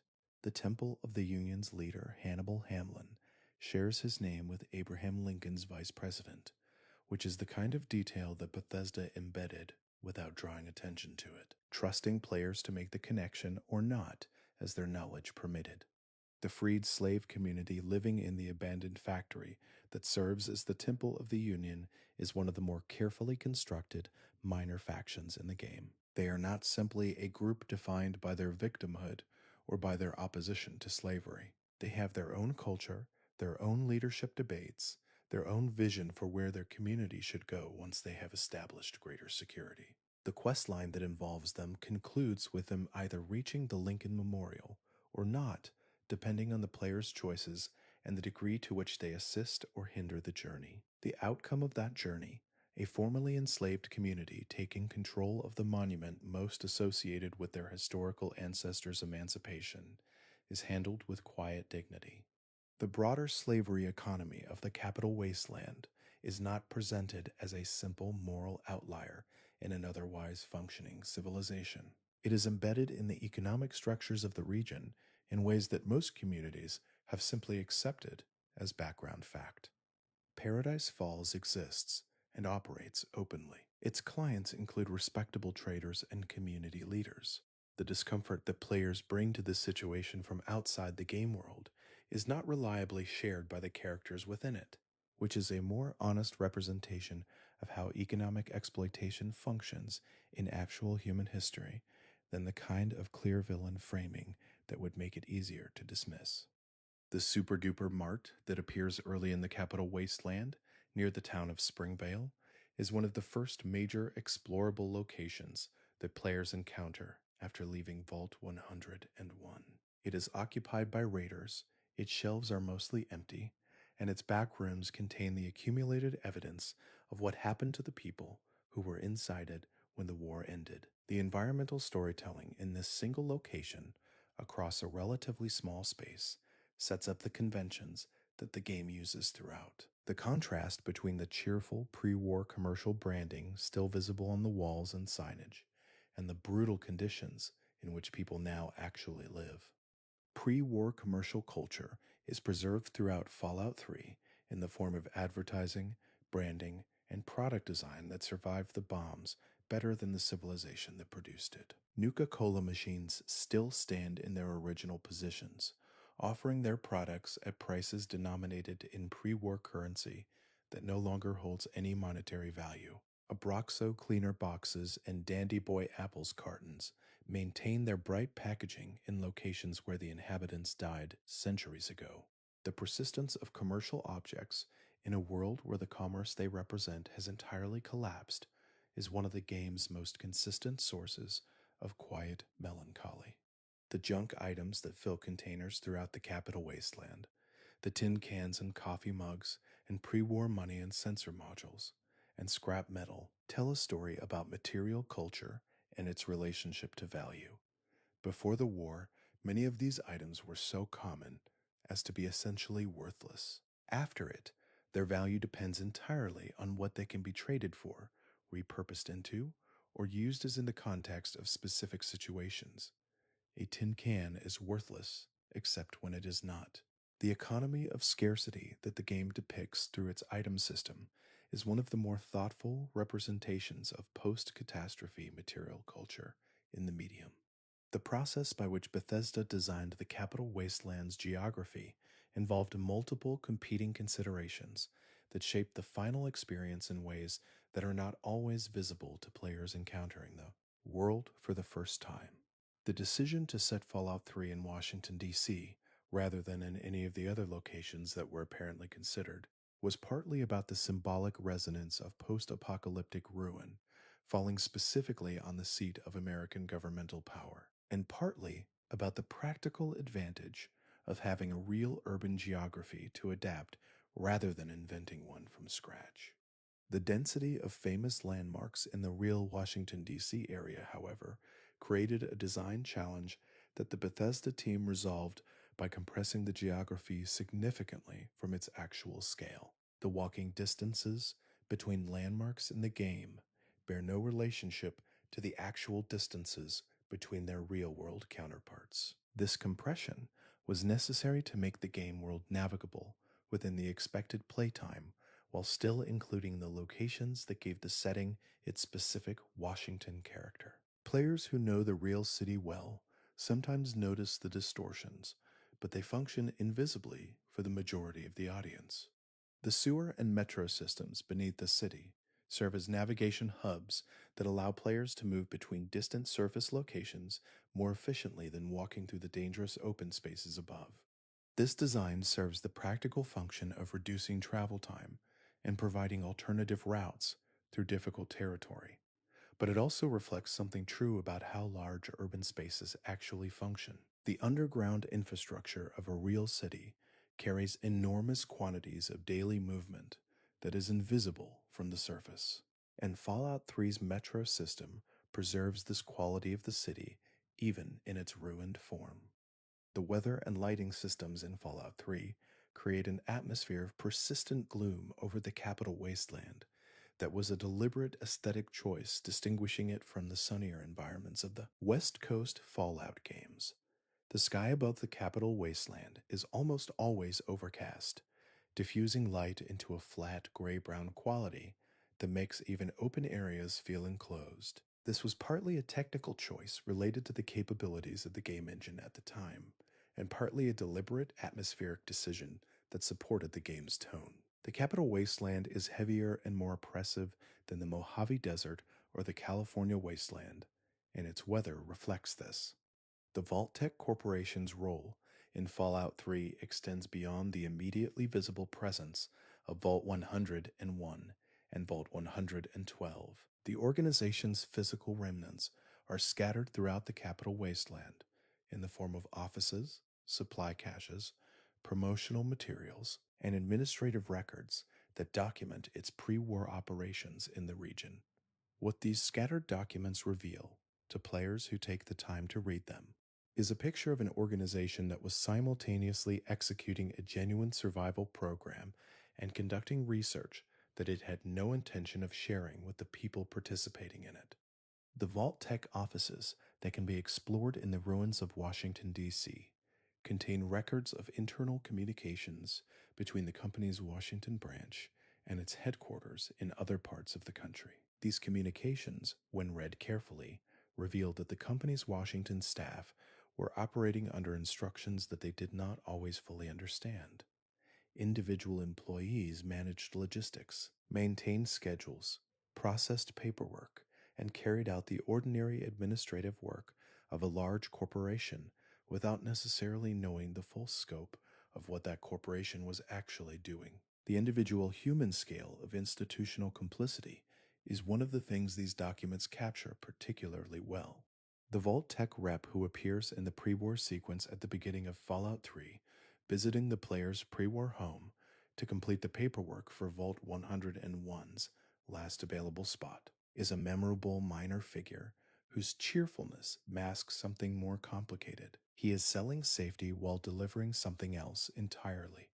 His manner is professional and his pitch is practiced, and within his own understanding of his role, he is probably providing a genuine service. The gap between his self-understanding and the actual nature of what he represents is one of the game's most compact pieces of pre-war social commentary. Springvale, the small settlement adjacent to Vault 101's entrance, exists in a state of managed decline that most players pass through only briefly on their way to larger destinations. The few residents who remain there have built a life around the proximity to the vault entrance and the resources that the vault's existence implies, without providing. The community's relation to the vault that looms metaphorically over its existence is one of distance and yearning rather than connection, and the small details scattered through its ruined houses and occupied dwellings communicate this relationship without any character ever stating it directly. The elementary school building in Springvale, which serves as a raider base when players first pass through, contains within its former classrooms and hallways the material evidence of the pre-war childhood that was cut off by the bombs. Children's drawings still hang on some walls. Books sit open on desks to lessons that were never completed. The contrast between the innocence encoded in these objects and the violence that the space currently accommodates is handled without comment, which is the appropriate. Somewhere beneath the amber glow of the Mojave Desert, where neon still flickers against the dry Nevada sky, the world of Fallout New Vegas continues to breathe. Quiet, patient, and layered with details that few players ever fully uncover. This is a place where pre-war bottle caps carry the weight of an entire economy, and the smallest object placed in the corner of a forgotten room holds a story that no one was ever meant to find. Tonight, we are going to drift through a collection of useless, obscure, and wonderfully pointless facts from one of the most carefully constructed wastelands ever imagined. Before your eyes grow heavy, maybe tap subscribe for more calming videos, and share where you're watching from tonight. There is a small but persistent detail hiding within the opening moments of Fallout New Vegas that most players experience without ever registering. When the courier is carried into Goodsprings after being shot and buried in a shallow grave, the wagon that Victor uses to transport the body travels across a section of road that is technically outside the playable area of the map. The road exists, the path is real, but the specific stretch of dirt Victor crosses sits just beyond the invisible border that prevents the player from wandering too far. It is one of the few times in the entire game that the world extends meaningfully past where the player can ever go. Doc Mitchell, the man who stitches the courier back together in Goodsprings, has a set of unused dialogue lines scattered throughout his voice file that never appear during a normal playthrough. These lines include variations on his standard greetings that shift depending on the time of day, slower, quieter phrases meant for late evening encounters that were never triggered by the final version of the game. He was given a gentler, more tired voice for nighttime conversations that the player simply cannot access without modifying the game's files. The man who saves your life speaks in ways you are never permitted to hear. The vigor tester machine in Doc Mitchell's home, the device used to distribute special stats during character creation, has a maximum animation cycle that runs slightly longer than the stat assignment actually requires. When the spinning needle lands on a number, the sound effect continues for a fraction of a second longer than the display acknowledges. The visual and the audio were created by two separate teams and were never perfectly synchronized. Every character created in Fallout New Vegas is born into the world on a note that plays just a little longer than intended. One of the items placed in Doc Mitchell's home is a copy of a pre-war magazine called Salida del Sol, South Community Bulletin. The magazine appears in one other location much later in the game, far from Goodsprings, in a town that has no visible connection to the one where the courier wakes up. The repetition was almost certainly the result of asset recycling, but players who notice it occasionally treat it as a silent suggestion that the old world was more connected than the wasteland's geography implies. A community newsletter from one corner of the desert turning up hundreds of miles away as if someone had traveled with it. The bed in Doc Mitchell's home where the courier recovers has a slightly different collision model than every other bed in the game. It cannot be slept in after the tutorial section is complete. The game treats it as permanently occupied, locked into the state it was in when the cutscene concluded. If the player tries to rest there later, the prompt simply does not appear. A bed that saved your life will never let you sleep in it again. Goodsprings itself is a town of quiet details, many of which sit just beyond the edge of what any player has reason to examine. The general store, run by Chet, contains a shelf in the back that holds a jar of pork and beans with a label printed in a slightly different font than every other version of that same item found elsewhere in the Mojave. The label was resized during a late stage of development to fit the shelf's geometry, and the adjustment was never corrected. That single misformatted can has sat on that shelf since the game's release, technically mislabeled in a world where almost no one is reading labels. The schoolhouse in Goodsprings has a chalkboard covered in what appears to be faded lesson material. If examined closely, the writing is not genuine text, but a looping placeholder that was never replaced with actual pre-war educational content. The letters form patterns that look like words from a distance, but collapse into nonsense when the camera draws near. The Goodsprings children of the old world were apparently being taught nothing that anyone could read. A water pump located behind the Prospector Saloon in Goodsprings produces a soft mechanical sound when the player is nearby. That ambient sound plays even if the pump has been destroyed during the Quest Ghost Town gunfight. The audio trigger was attached to the pump's location rather than the pump's condition, meaning that even a pile of broken metal still hums with the sound of water moving through machinery that no longer exists. The Goodsprings Cemetery, the place where the courier's journey begins and almost ended, contains several graves that are never mentioned in any quest, note, or piece of dialogue. These graves have names on them, names like Marge and Old Tom and Little Ruth that appear nowhere else in the entire game.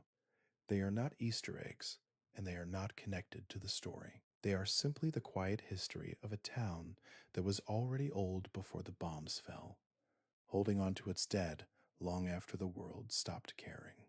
The coyotes that roam the edges of Good Springs follow a patrol loop that takes them within a few feet of the cemetery fence before they turn and move away again. The loop was probably designed to make the town feel inhabited by wildlife, but it creates the appearance of animals that are afraid to enter the graveyard.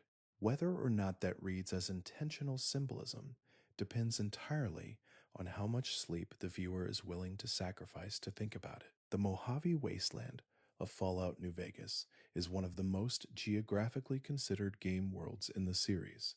The development team at Obsidian was given a tight timeline, and yet they filled the landscape with details that suggest a much longer conversation about what the American Southwest might look like 2 centuries after nuclear fire. One of the smallest examples of this lies in the way sand drifts gather against the sides of certain buildings.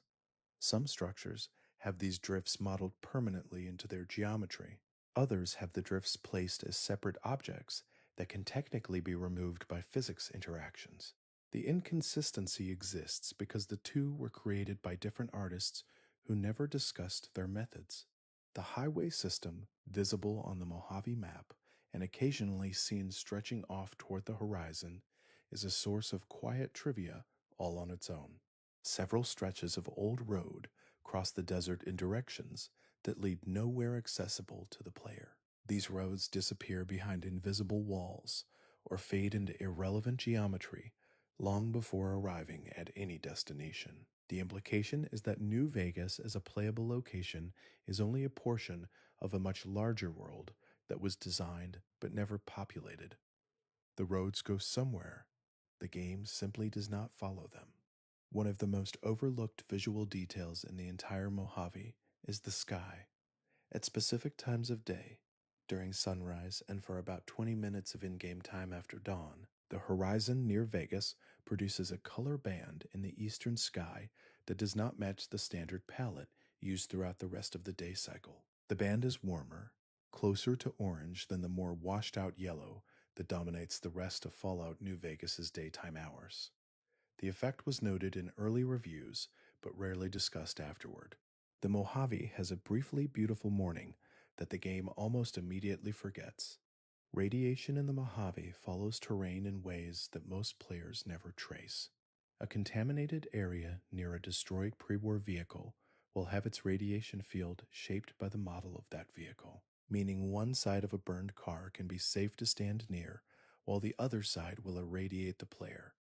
The radiation fields are attached to geometry rather than generated from a central point. This means that experienced survivors of the Mojave could theoretically navigate its most dangerous regions by understanding the shapes of things rather than simply running away from them. The sound of wind in the Mojave changes based on altitude. At lower elevations near the desert floor, the ambient wind is a low, steady breath. On elevated terrain, ridges, cliff tops, the ruins of elevated highway sections, the wind cycle shifts to a higher pitch with more frequent gusts. The effect was built into the audio system to make the world feel three-dimensional without requiring the player to notice it. Most people simply feel more exposed on high ground without knowing exactly why. Novak is the kind of small town that rewards patience far more than urgency. The dinosaur that stands at its entrance, Dinky the T-Rex, is a hollow shell. Its body is an empty model with a gift shop built into the tail and a sniper's nest accessible through the mouth. If the player manages to position the camera outside normal bounds, the inside of the dinosaur is simply a box of floating textures with no internal geometry connecting them. The dinosaur is an illusion of solidity, held together by the assumption that no one will ever look inside it from the wrong angle.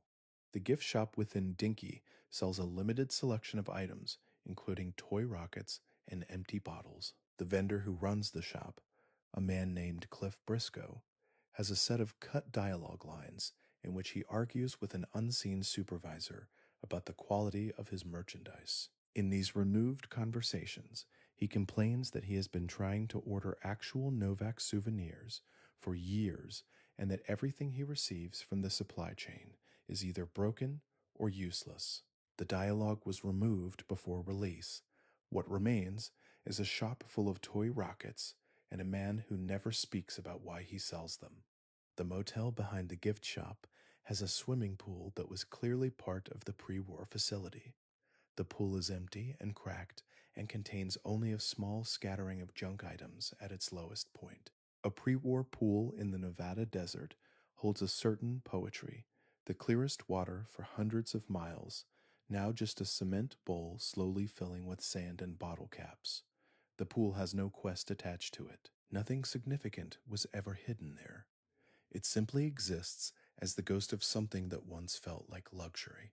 Inside one of the motel rooms in Novak, there is a calendar pinned to the wall that was never updated to reflect the game's fictional timeline. The calendar shows dates from a real month in a real year that predates even the fictional pre-war Fallout universe. The image used was simply pulled from a reference library and placed on the wall for visual texture. It is one of several places in Fallout New Vegas where real-world objects were dressed in fictional wallpaper but never fully converted. A calendar on the wall of the apocalypse is counting days that never existed. The sniper's nest inside Dinky's head, the location where the companion boon can be found during his vigil, has a specific ambient sound that plays only in that location. The sound is a faint, low hum that resembles the tone of air moving through a large enclosed space. Boone himself never acknowledges it. It has no gameplay significance. It is simply the sound that an old hollow dinosaur makes when the desert wind passes through its teeth, and it plays every night, whether or not anyone is listening. The New Vegas Strip is, by design, a place of surfaces. Its casinos are built to dazzle and distract, to pull the eye toward brightness and away from the mechanics underneath. But for players who slow down enough to look past the lights, the Strip is full of details that quietly contradict the glamour it projects. The fabulous New Vegas sign at the southern entrance to the Strip, visible well before the player reaches the city itself, has a smiley face hidden inside the letter O of the word welcome. The face is small and drawn simply, a slight curve and two dots pressed into the neon framework. It serves no purpose, references no quest, and was never mentioned in any official material. Someone, either in the fictional world or at the development studio, thought the apocalypse needed a small smile at its gate. The pavement of the Strip itself is a carefully managed fiction. The road surface texture was designed to look like cleaned and maintained pre-war asphalt, suggesting that Mr. House's Securitrons sweep the Strip regularly. But at the edges where the Strip's geometry meets the boundary walls, the texture abruptly becomes the same cracked and weathered desert pavement found everywhere else in the Mojave. The line between House's world and the wasteland is literal, visible in the ground beneath the player's feet if the camera is angled low enough. Inside the Lucky 38 casino, the building that Mr. House calls home and that the player may eventually occupy, there are multiple floors that cannot be accessed during normal gameplay. The floors exist in the building's geometry, visible through windows from the outside, but no elevator or staircase connects them to the parts the player visits. These inaccessible levels may have been planned for additional content, or may simply be architectural decoration meant to make the building look larger than its functional interior suggests. The Lucky 38 is full of rooms that the courier never enters, and that Mr. House, by implication, never shows anyone. The presidential suite at the top of the Lucky 38, the courier's eventual quarters, has a bar area stocked with bottles of alcohol that cannot be taken or interacted with in any way. The bottles are part of the room's decoration rather than the game's item system. They have no weight, no value, no condition. They are simply glass shapes on a shelf, suggesting abundance while providing nothing.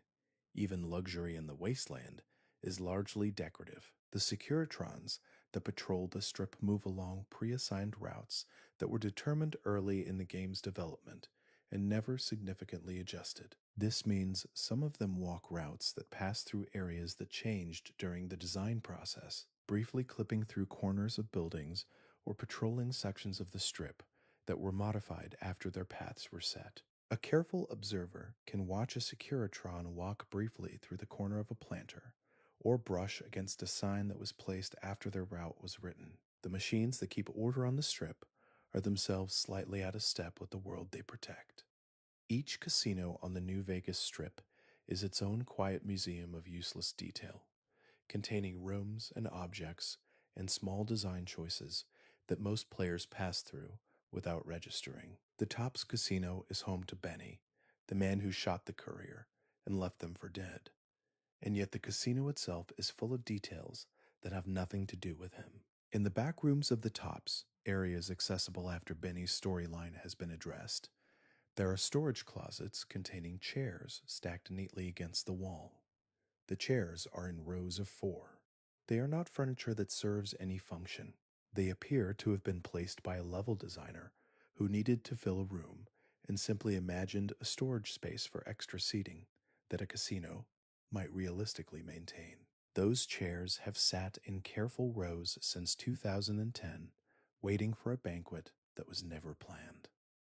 The Ultra Luxe Casino, home to the Omertas and a place with a very dark secret involving its menu, has a cocktail bar on its main floor where the bartender will occasionally comment on the quality of the drinks he serves. If the player waits long enough in that area, the bartender cycles through a short set of ambient lines, including one that references a house special cocktail that is never actually available to order. The drink is described and referenced and completely inaccessible. It is the most exclusive cocktail in the wasteland, and no one, including the courier, has ever been served it. The Gomorrah Casino is notably louder than the other establishments on the strip, its ambient sound mix containing more layers of background noise, distant crowd murmur, the clatter of chips, the particular hum of ventilation systems pushed to their limit by the indoor heat of a Nevada night. Several sound files in Gomorrah are looped at a length that does not divide evenly into the broader ambient track, meaning the sound environment of the casino is never quite repeating the same moment twice. The chaos of Gomorrah is, at the audio level, genuinely random. The Atomic Wrangler Casino in Freeside, not technically on the strip but close enough to share its glow, contains a back office that most players only visit during a specific quest. In that office, on a desk covered with papers and empty bottles, there is a single playing card lying face down. It has no interaction prompt. It cannot be picked up. It is simply a card placed face down on a desk in a room that the courier might visit once and never return to. No quest line draws attention to it. No note mentions it. A card that no one has turned over in what may be 200 years.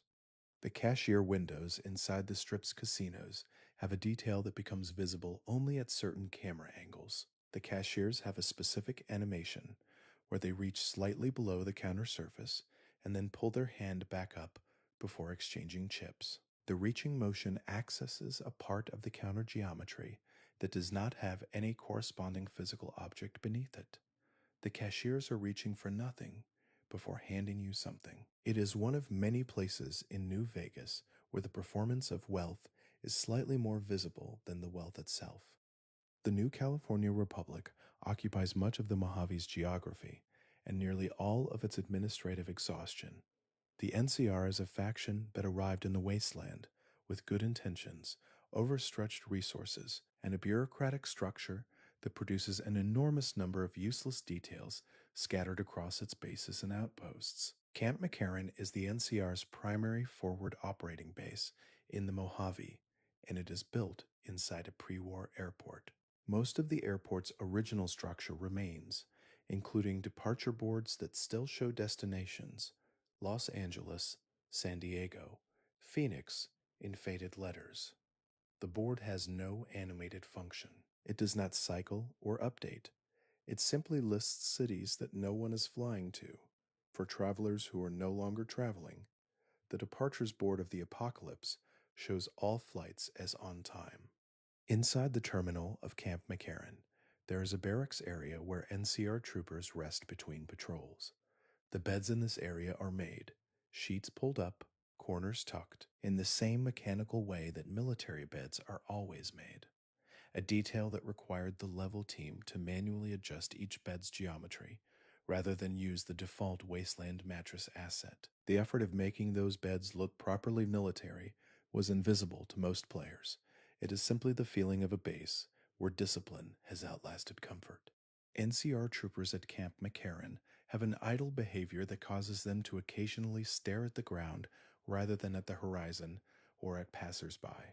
This behavior was meant to represent soldiers in low morale states, the downcast gaze of people who have been stationed too far from home for too long. The behavior was included in the design notes and applied correctly, but most players interpret it simply as an NPC that has run out of things to look at. The distinction between design intent and player perception is perhaps the most repeated fact in the entire history of Fallout. The mess hall at Camp McCarran serves food that has a different set of item models than food found elsewhere in the Mojave. The bowls on the tables contain a specific model of stew that was never made available as a pickup item. The stew exists only as decoration, permanently fixed to the surface of the table, representing a meal that soldiers can mime eating, but that the courier cannot share. It is one of the most exclusive meals in the game, locked behind the geometry of a table in a military cafeteria.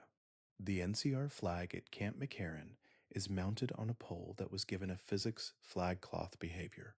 This means the flag reacts to in-game weather, it hangs still on calm days, and stiffens during wind cycles. The behavior was implemented without any announcement and never highlighted in any developer commentary. The bear of the NCR waves or rests, depending on weather that almost no player has ever checked before looking at the flag. Freeside is the neighborhood that surrounds the New Vegas Strip without being part of it, close enough to see the neon, too far from the caps to benefit from it. It is a place of quiet desperation and persistent detail. The Kings, the gang that controls Freeside and patterns its identity after a pre-war entertainer it understands only in fragments, have a headquarters in what was once a performance school. The name of the school is still visible above the entrance, the King's School of Impersonation. And inside the building, there are performance stages, mirrors along the walls, and a set of old theatrical lights that still function on their original wiring. The lights work. They are simply never turned on by any character who lives there. The Kings have access to functioning stage lighting and have never used it. Inside the King's headquarters, there is a room containing a beer pong table.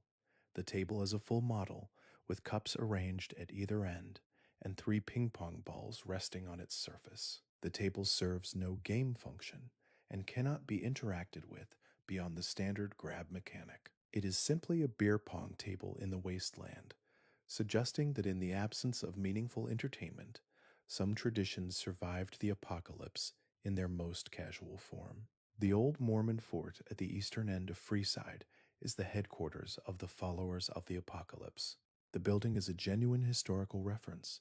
The fort is modeled after a real location in what was once downtown Las Vegas. Inside, the followers maintain medical facilities and a library of pre-war knowledge. The bookshelves in the library contain books that cannot be individually examined or taken. They exist as a single shelf model rather than individual item instances. The followers guard knowledge that even their own library system cannot fully itemize. Julie Farkas, the followers' leader at the fort, has a daily schedule that involves brief periods where she simply stands in one corner of the medical bay, facing the wall. The behavior was caused by a pathfinding error that could not be resolved without restructuring her AI package. It remained in the final release. The most dedicated healer in Freeside occasionally stands in a corner staring at nothing, and the game continues around her, as if this is perfectly reasonable. The water sellers who operate in Freeside selling water that is safe to drink rather than the radiated alternative available from puddles, carry their supply in a container model that was designed for a vendor from an entirely different faction. The model includes decorative symbols that belong to another group's iconography entirely. The water seller of Freeside is advertising for an organization he almost certainly has no affiliation with, and the water he sells is real regardless. The companions of Fallout New Vegas are considered among the most well-written in the series, each carrying long quest lines and layered dialogue. But beyond their stories are a collection of smaller, more useless details that sit just beneath the surface of their characterization. Boone, the former 1st Recon sniper who joins the courier in Novak, has a beret that is scripted to remain on his head at all times, even in locations where wearing hats is contextually unusual. The beret was technically flagged as a constant outfit item rather than a replaceable equipment slot. If the player gives Boone a different hat, both hats appear simultaneously layered on top of each other for a brief moment before the game resolves the conflict. Boone's beret and his grief share a certain quality. Neither one was designed to come off easily.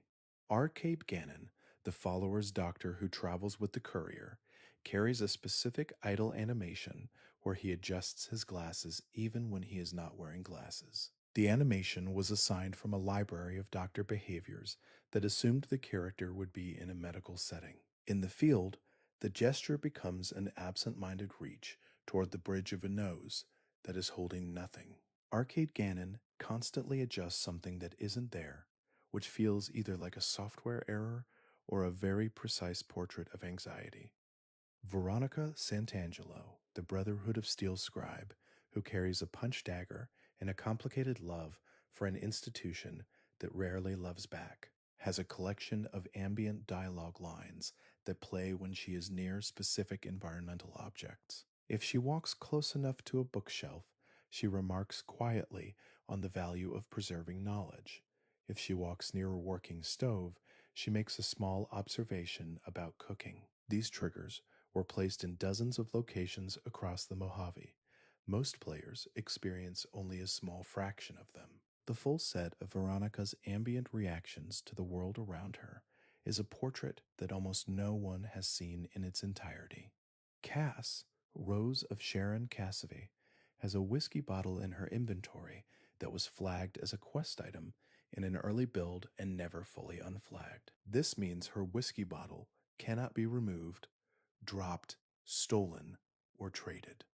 It is permanently attached to her inventory across the entire playthrough. The developers gave her a bottle she can never put down, which feels less like an oversight and more like a very specific kind of character note.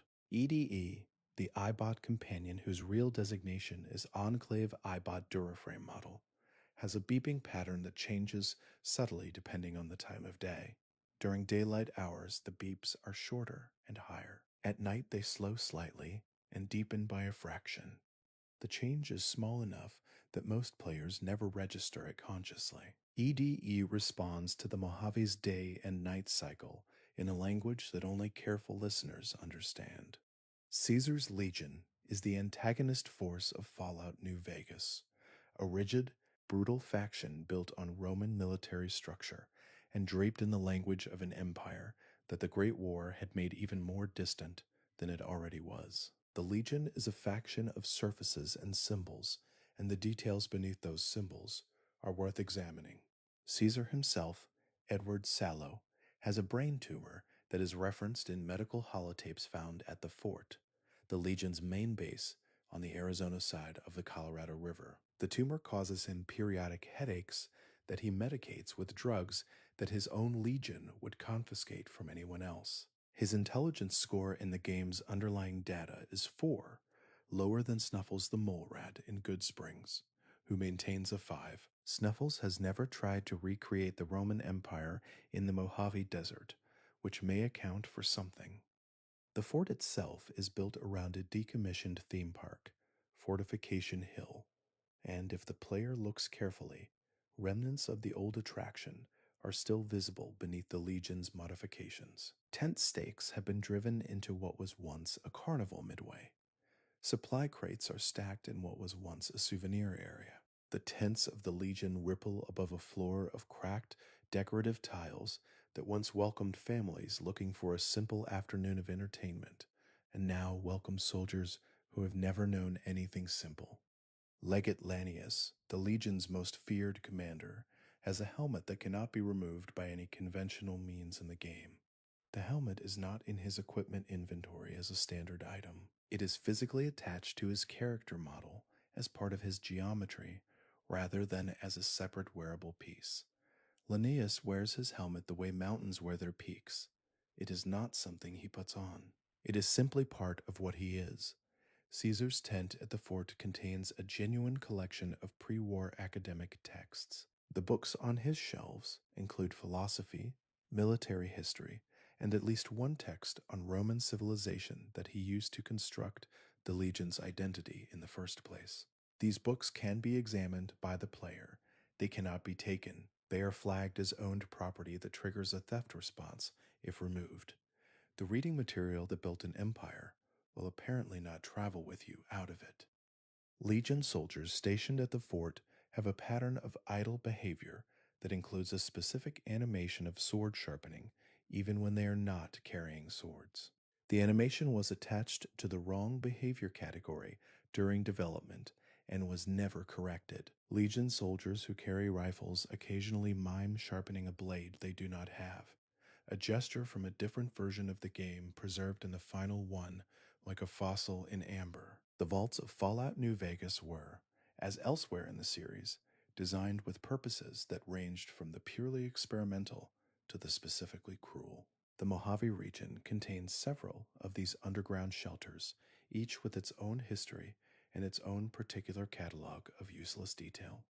Vault 11, one of the darkest vaults in the series, was built around a social experiment that required its inhabitants to sacrifice one of their own every year. The mechanics of the experiment and the way the population responded to it are told almost entirely through holotapes and terminal logs rather than through any surviving resident. But within those logs are small details that have nothing to do with the experiment itself. One terminal entry is a maintenance request for a broken water dispenser on the second level. The request was filed, given a ticket number, and marked as pending. The water dispenser presumably remained broken. The bureaucratic mundanity of a vault that was simultaneously committing atrocities is one of New Vegas's quiet masterstrokes. Vault 21 in New Vegas was governed by gambling. All disputes were settled by wagers, and the vault's ownership changed hands many times across 200 years based on the outcomes of games of chance. Mr. House eventually won the entire vault in a single bet and then sealed it, flooding the lower levels with concrete to prevent anyone from using it as a rival power base. The vault is now a hotel on the Strip. Several of its original rooms are still accessible through the hotel's basement. The original vault furniture is still there, poker chips included, preserved under layers of someone else's renovation. You can walk through a casino that used to be a casino that used to be a bunker. Vault 34 was built with a catastrophically overstocked armory and an underseer's commitment to using it. The result was a population that eventually turned on itself. By the time the player arrives, the vault is flooded and occupied by feral ghouls, but the original layout of the vault is still visible beneath the water. The residential quarters, the common areas, the hallways where people once lived their lives between the exercises and the food schedules, and the quiet frustration of being underground for generations.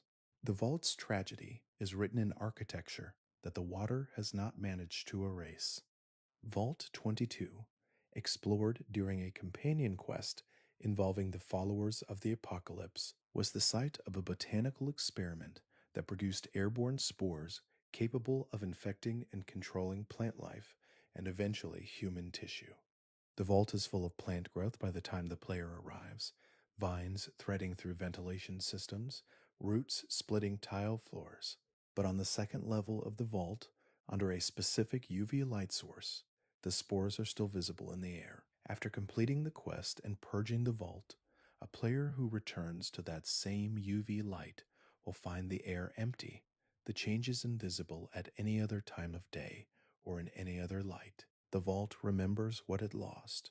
Vault 19, located in the Fiend-controlled territory south of New Vegas, was divided into two populations, red and yellow, who were deliberately manipulated to distrust each other. The vault's physical layout supported this experiment, with separate common areas, separate water supplies, and deliberately different quality levels of accommodations assigned to each group. The venting systems that were used to introduce paranoia-inducing chemical compounds during the experiment are still present in the walls. They are inert by the time the player arrives, but their shape is visible in the ductwork, the engineering of manipulation preserved in metal long after the last person it manipulated has gone. The Mojave wasteland beyond the main story is full of locations that exist at the edges of relevance, places with no quests attached, no significant loot, no named characters. These places are often the most carefully observed. The Yangtze Memorial is a small monument northeast of Boulder City dedicated to the American soldiers who died during the Yangtze campaign.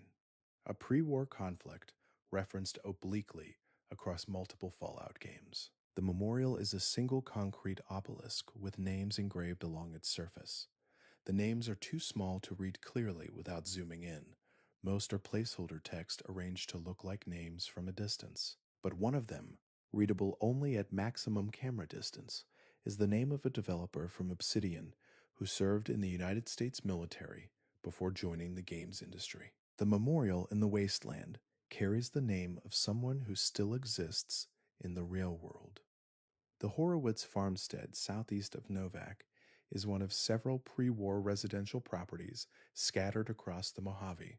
The farmhouse is open, no loading screen, no interior cell, simply a house with a door that opens onto its insides without interruption. This is notable because almost every other complete residential building in the game requires a separate interior cell load. The Horowitz farmstead is one of very few examples of a fully realized interior that exists within the main world geometry. Guarded by two fiends on most playthroughs, the house contains a bed, a stove, some food, and the strange comfort of a space that feels genuinely lived in rather than loaded. The 188 Trading Post north of Boulder City has a vendor named Samuel who sells weapons that occasionally include items from another vendor's inventory. This occurs because Samuel's stock list was accidentally duplicated during a late patch and the extra entries were never removed. The result is that Samuel occasionally sells items he was never intended to carry. His selection varies in ways that the game's design did not plan, making him one of the most unpredictable vendors in the Mojave for no reason other than a database error that was cheaper to leave than to fix. There is a small shack located between Quarry Junction and the NCR Correctional Facility that contains nothing of significance: a bedroll, a tin can, a burned magazine. No quest is associated with it. No character ever mentions it. It appears on no map marker. It simply exists as a structure in the desert, suggesting that someone built a shelter, lived there briefly, and moved on, or did not move on. The shack rewards no player who visits it. It simply exists, and that existence is perhaps the most honest thing in the Mojave. The RepCon test site, west of Novak, contains a set of basement levels that most players only explore during the Come Fly With Me quest. But the structure above those lower levels, the main test site building, has a wing that the quest never directs the player to visit. That wing contains a cafeteria with a working vending machine that produces no results when activated, a break room with a foosball table missing its ball, and a conference room with a whiteboard covered in mathematical equations that were never verified for accuracy by the development team and may or may not describe anything real. The Wasteland's mathematics is entirely decorative. Fallout New Vegas is populated with items that range from weapons capable of reshaping the fate of the Mojave to pieces of junk whose only purpose is to exist. This section is dedicated to the latter. The tin can is perhaps the most abundant, useless object in the Mojave. It appears on nearly every surface, in nearly every building, throughout nearly every region. Its value is negligible. Its weight is minimal. It can be used as a distraction device if thrown, a mechanic that most players discover accidentally and then never use again. The tin can is the Mojave's most democratic object, available to everyone, useful to almost no one. Sunset Sarsaparilla is a pre-war soft drink distributed throughout the Mojave and tied to one of New Vegas's most elaborate side quests. But beyond the Starcap collecting quest, every bottle of Sunset Sarsaparilla has a model detail that most players miss. The bottle has a slight curve in its neck that is not present in any other drink container in the game. The curve was added to distinguish it from Nuka-Cola and required a custom model that cost more development time than a bottle of fictional soft drink has any right to deserve.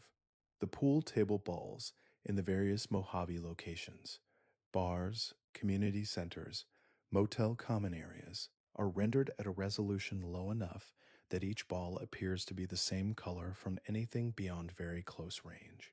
In practice, this means that most pool tables in the Mojave look like they are set up with identical balls, which would make any game of pool being played at them entirely a matter of faith in the other player's color vision. Pre-war money, the paper currency of the world before the bombs, is found throughout the Mojave in small stacks and individual bills. The money weighs nothing and can be used as crafting material. Its design features faces that are never identified by name in the game's lore and that belong to no historical figures referenced elsewhere in the Fallout universe. Pre-war money is signed by a phantom treasury, printed with a phantom president, and valued by a wasteland economy that built its replacement out of bottle caps. The old money survives because people kept it, not because it was worth keeping. The Fancy Lad snack cakes found throughout the Mojave and listed in their description as a product of the Hostetler Food Company, a company never mentioned elsewhere in the game, carry a nutritional information label that lists 0 calories per serving. A preserved pastry from before the Great War that has survived 2 centuries of heat and radiation maintains a calorie count that would be remarkable even if the pastry had been baked last week. The snack cake is either a miracle of pre-war food science or evidence that the nutritional label was written by someone who was not paying attention. The soundscape of Fallout New Vegas is one of its most carefully considered dimensions, and it contains layers of detail that most players never consciously register. Radio New Vegas, hosted by the fictional DJ Mr. New Vegas, voiced by Wayne Newton, plays a selection of pre-war music that was licensed specifically for the game. But the radio station also plays between tracks differently than Fallout 3's Galaxy News Radio. Where Three Dogs Station had full DJ commentary between every song, Mr. New Vegas fades out between broadcasts in a way that mimics real radio dead air, the brief silence of a live station between segments. The silence is not empty. It has its own texture, its own ambient hum. The fiction of a working radio station was built down to the sound of it not quite filling time. The ambient music that plays in the Mojave's wilderness was composed in parts that can overlap depending on the player's movement through the world. When the player moves from one environmental region to another, the outgoing music fades, while the incoming music begins, but if the movement is quick enough, both tracks are briefly audible simultaneously. The Mojave has a moment of musical overlapping at its borders, regions bleeding into each other in ways that are technically mistakes but are acoustically interesting. Several of the songs on Radio New Vegas were edited from their original studio recordings to remove sections that were too long for the game's radio loop system. The editing was done by the game's audio team, who had access to the licensed recordings, but not always to the original separation tracks. This means some songs fade out in ways the original artists never intended, or skip sections that don't survive the loop point. The Wasteland's music is authentic, but imperfect, which is perhaps the most fitting description possible. The sound effect used for the courier's footsteps on metal surfaces, primarily heard inside vaults and pre-war buildings, was derived from recordings made inside the actual Bethesda game studio's stairwells during development.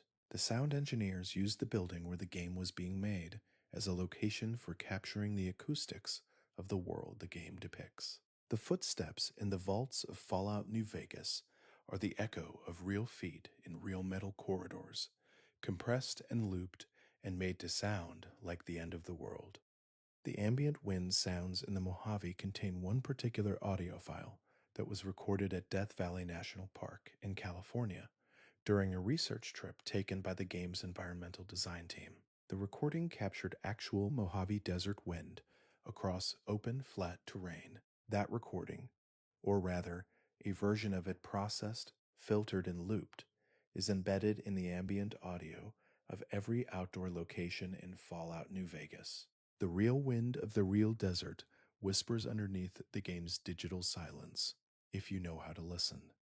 The Wild Wasteland trait in Fallout New Vegas is a player-selected perk that, when activated, replaces several normal game encounters with stranger, more absurd alternatives. Most of the Wild Wasteland events are well known, but the trait also affects a handful of interactions in ways that have never been formally documented.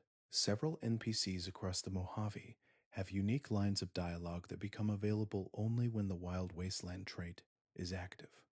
These lines are not humorous in the way that most Wild Wasteland content is. They are simply slightly different observations about the world, offered as if the player's strange karma has somehow made ordinary people stranger in response. A settler who normally comments on the weather will, with Wild Wasteland active, comment on the weather and then add a single sentence about a dream involving cheese. The dreams were never explained. They are simply there. The alien location unlocked by the Wild Wasteland trait, an encampment of extraterrestrial visitors north of the city, contains a downed spacecraft that at certain angles looks less like a crashed flying saucer and more like a large version of a common Nuka-Cola bottle cap. Whether this resemblance was intentional is not confirmed anywhere in the development record. The aliens of the Mojave may have been drawn here by the only currency that survived the apocalypse. The Indiana Jones referenced scene, available through Wild Wasteland, a refrigerator in a specific location that contains the implication of a famous movie moment, is accompanied by a sound effect that does not play in any other Wild Wasteland event. A low, rolling percussion note sounds briefly when the player approaches the refrigerator. The note is from a sound library and does not match anything else in the game's audio palette. It exists for approximately 2 seconds, and then the game continues as if nothing unusual happened. The reference is buried in sound as well as circumstance. Wild Wasteland also affects the children of the Mojave in one specific way.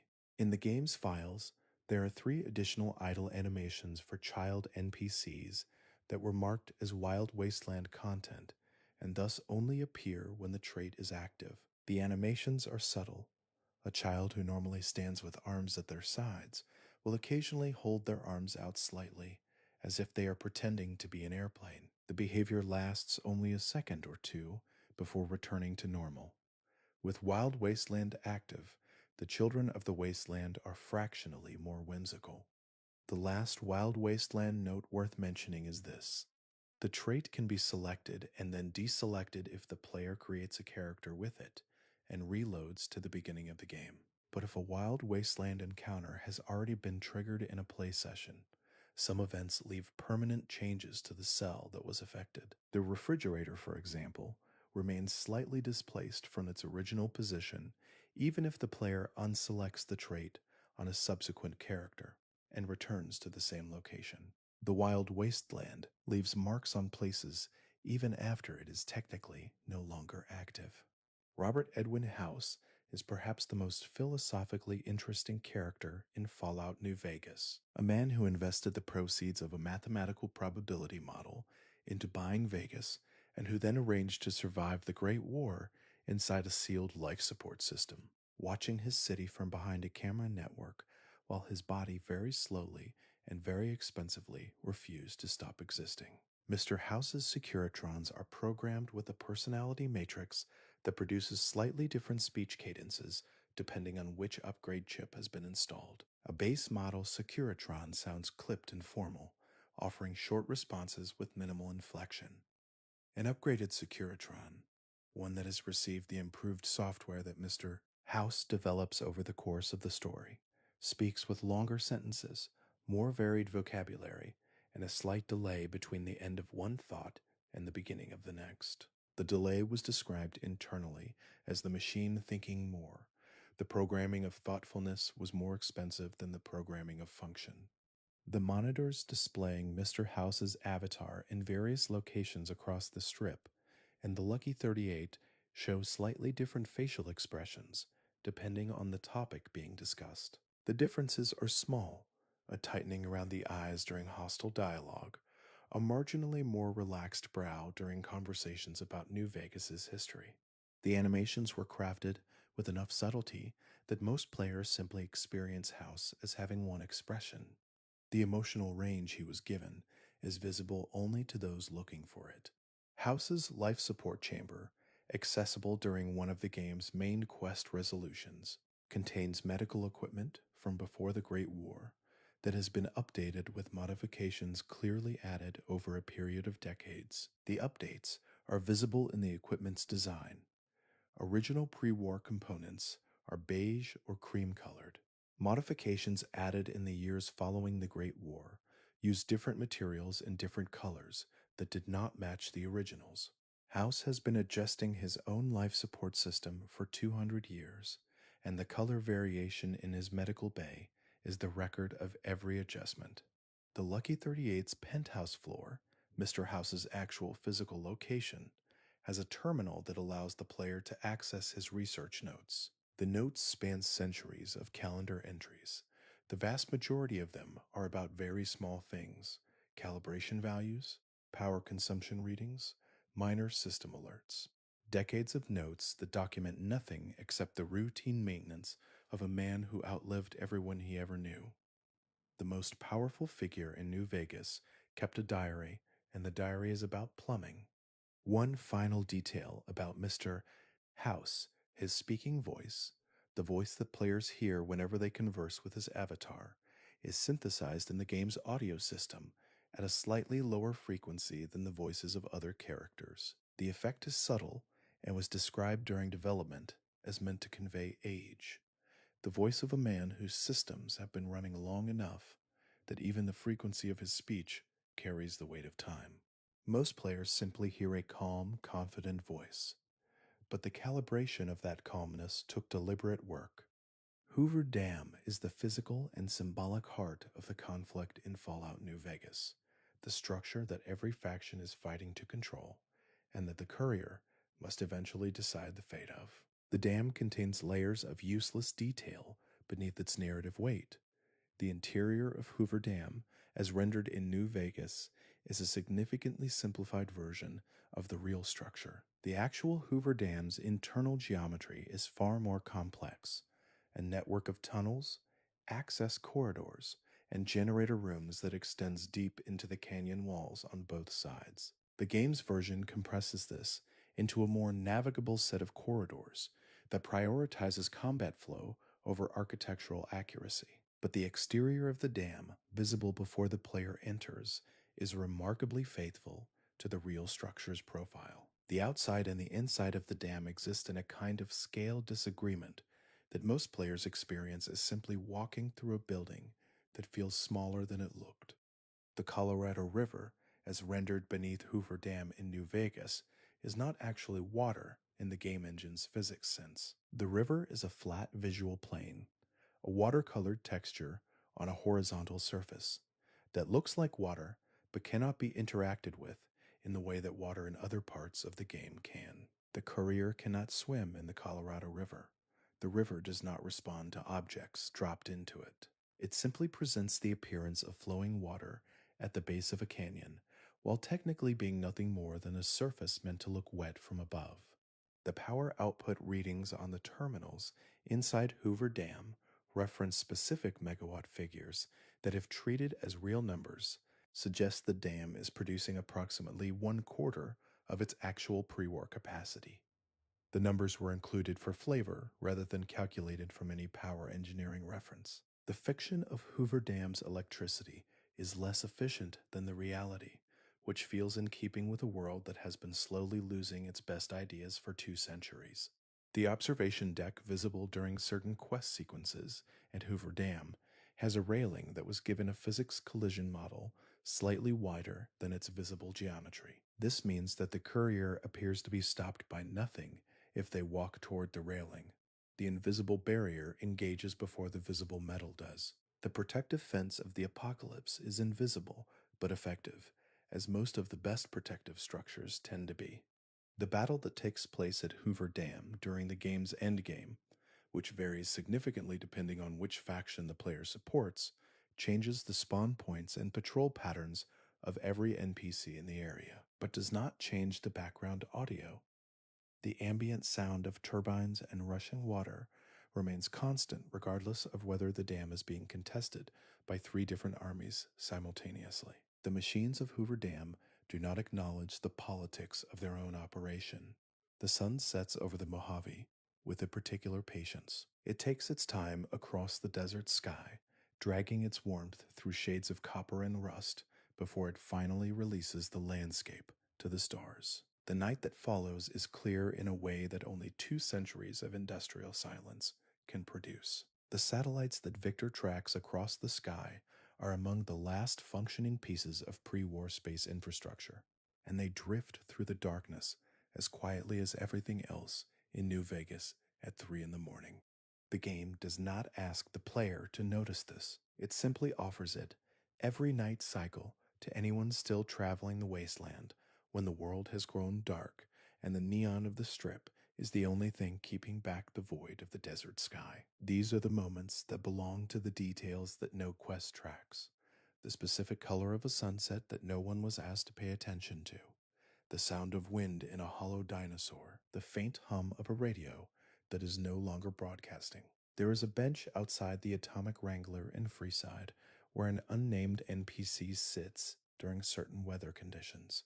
The NPC has no dialogue, no name, no faction affiliation, and no inventory. They simply sit on a bench in Freeside when it is warm and wait.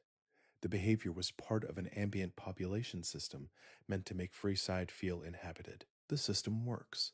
The unnamed person on the bench adds nothing to the story and everything to the sense that the wasteland goes on even when the player is not paying attention to it. A single flower grows from a crack in the pavement outside the entrance to Boulder City. The flower is a wasteland plant model, technically a mutated desert bloom, but its placement was manual, added by a level designer who felt the city's entrance needed something alive at its edge. The flower has no name.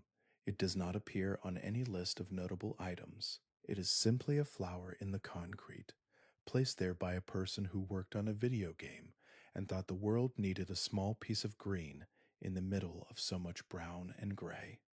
The Mojave at night is full of these small kindnesses. A lamp left burning in an empty shack, a wind chime made from bottle caps hanging in front of a ruined home that no longer has a door, a tin can placed upright on a fence post for no apparent reason other than that someone, at some point, felt like placing something somewhere, as if it mattered.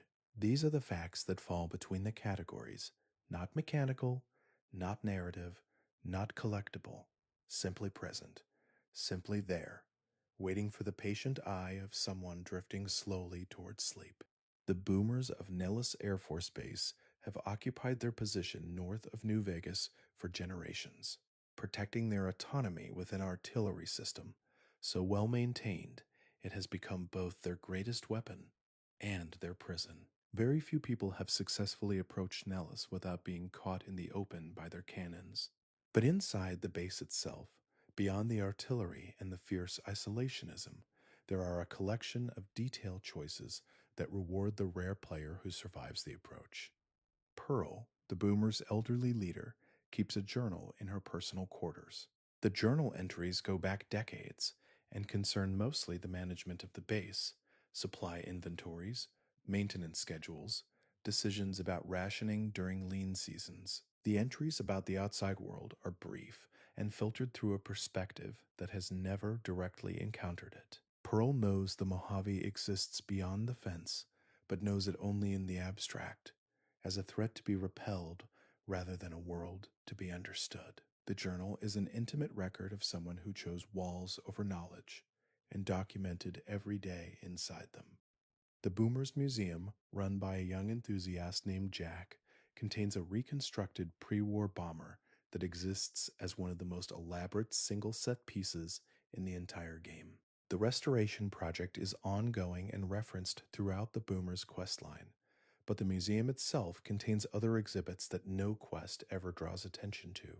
Displays of pre-war aviation history, framed photographs of aircraft that the Boomers have only ever seen in books, and a scale model of an aircraft carrier made from salvaged metal that took someone an apparently significant amount of time to build and that the game will never acknowledge.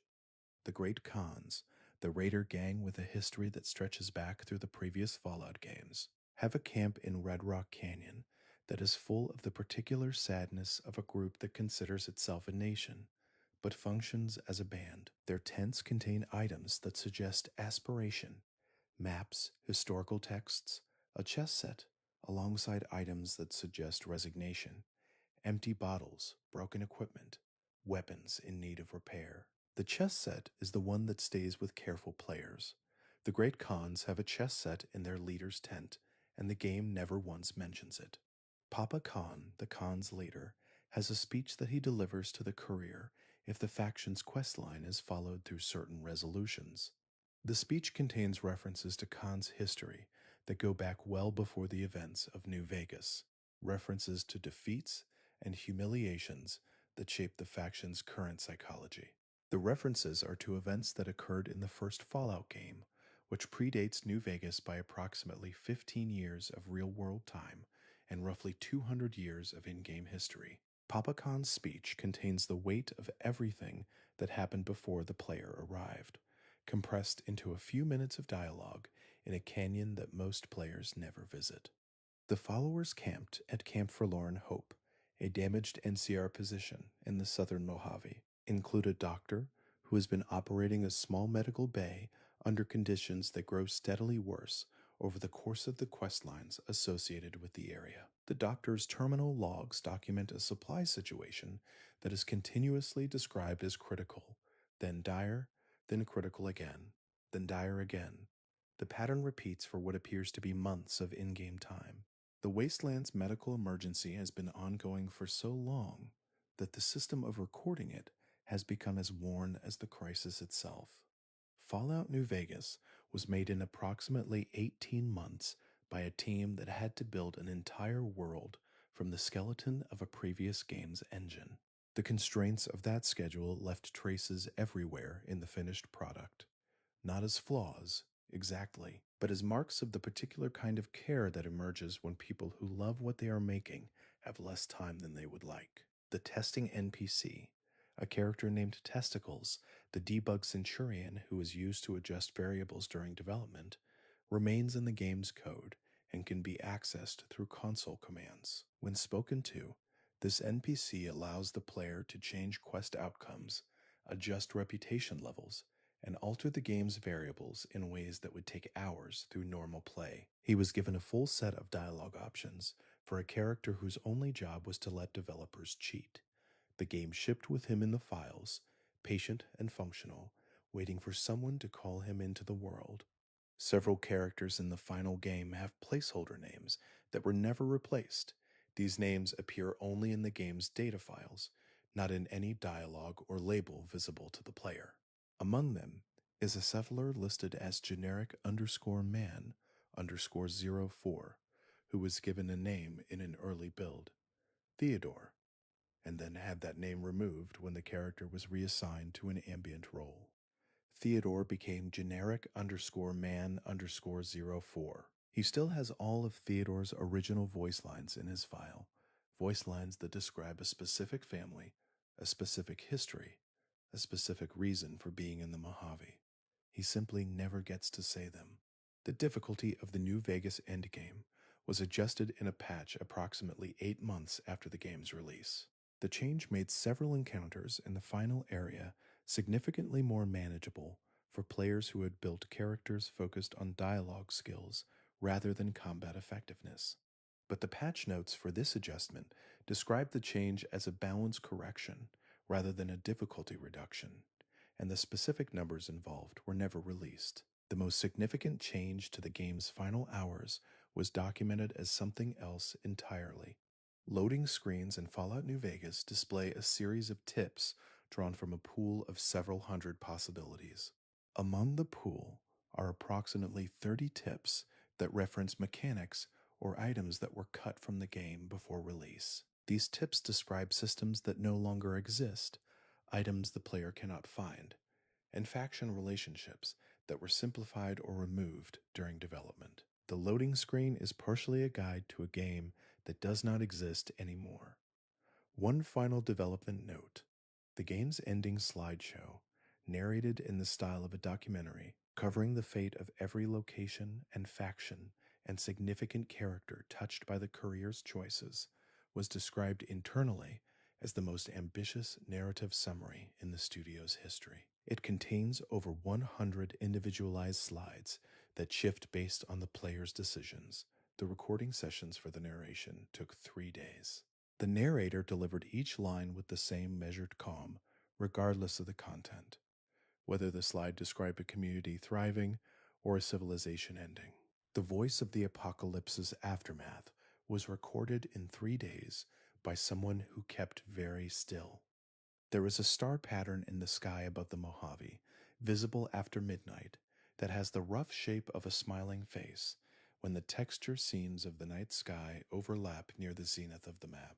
The arrangement was not planned. It is the accidental product of geometry meeting geometry at the edge of the game's rendering ceiling.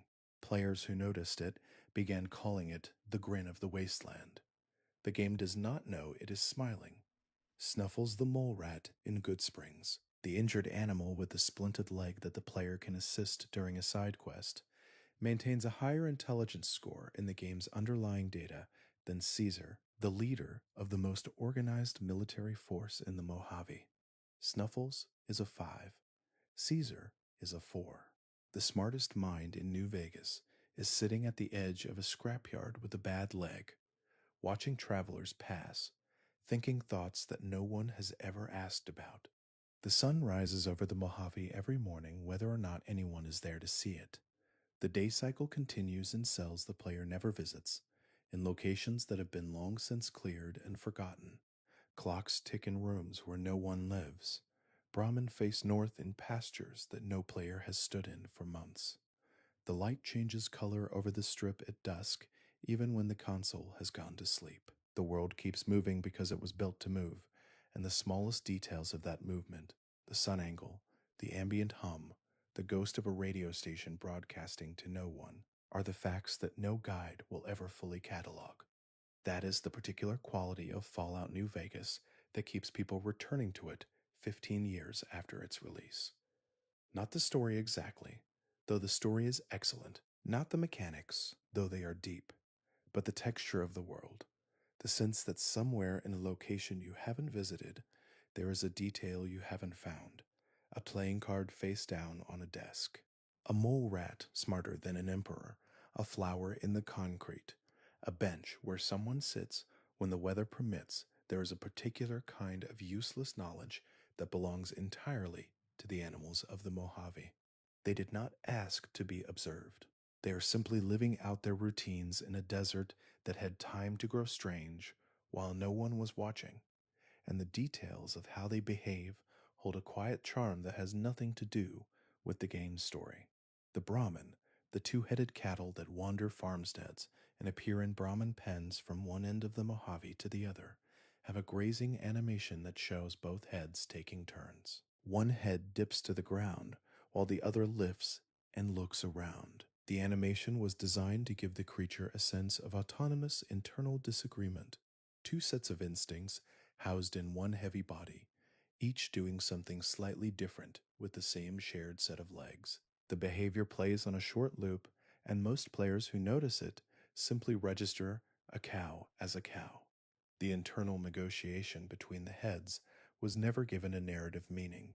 It simply looks like what having two opinions about every meal would look like.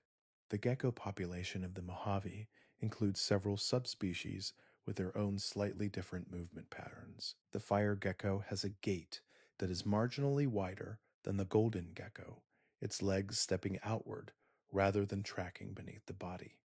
The difference is small enough that most players simply see lizards, but the variation suggests that the radiation that produced them did so on different timelines in different geographic areas, producing creatures that share a body plan but diverged in their mechanics over generations of independent mutation.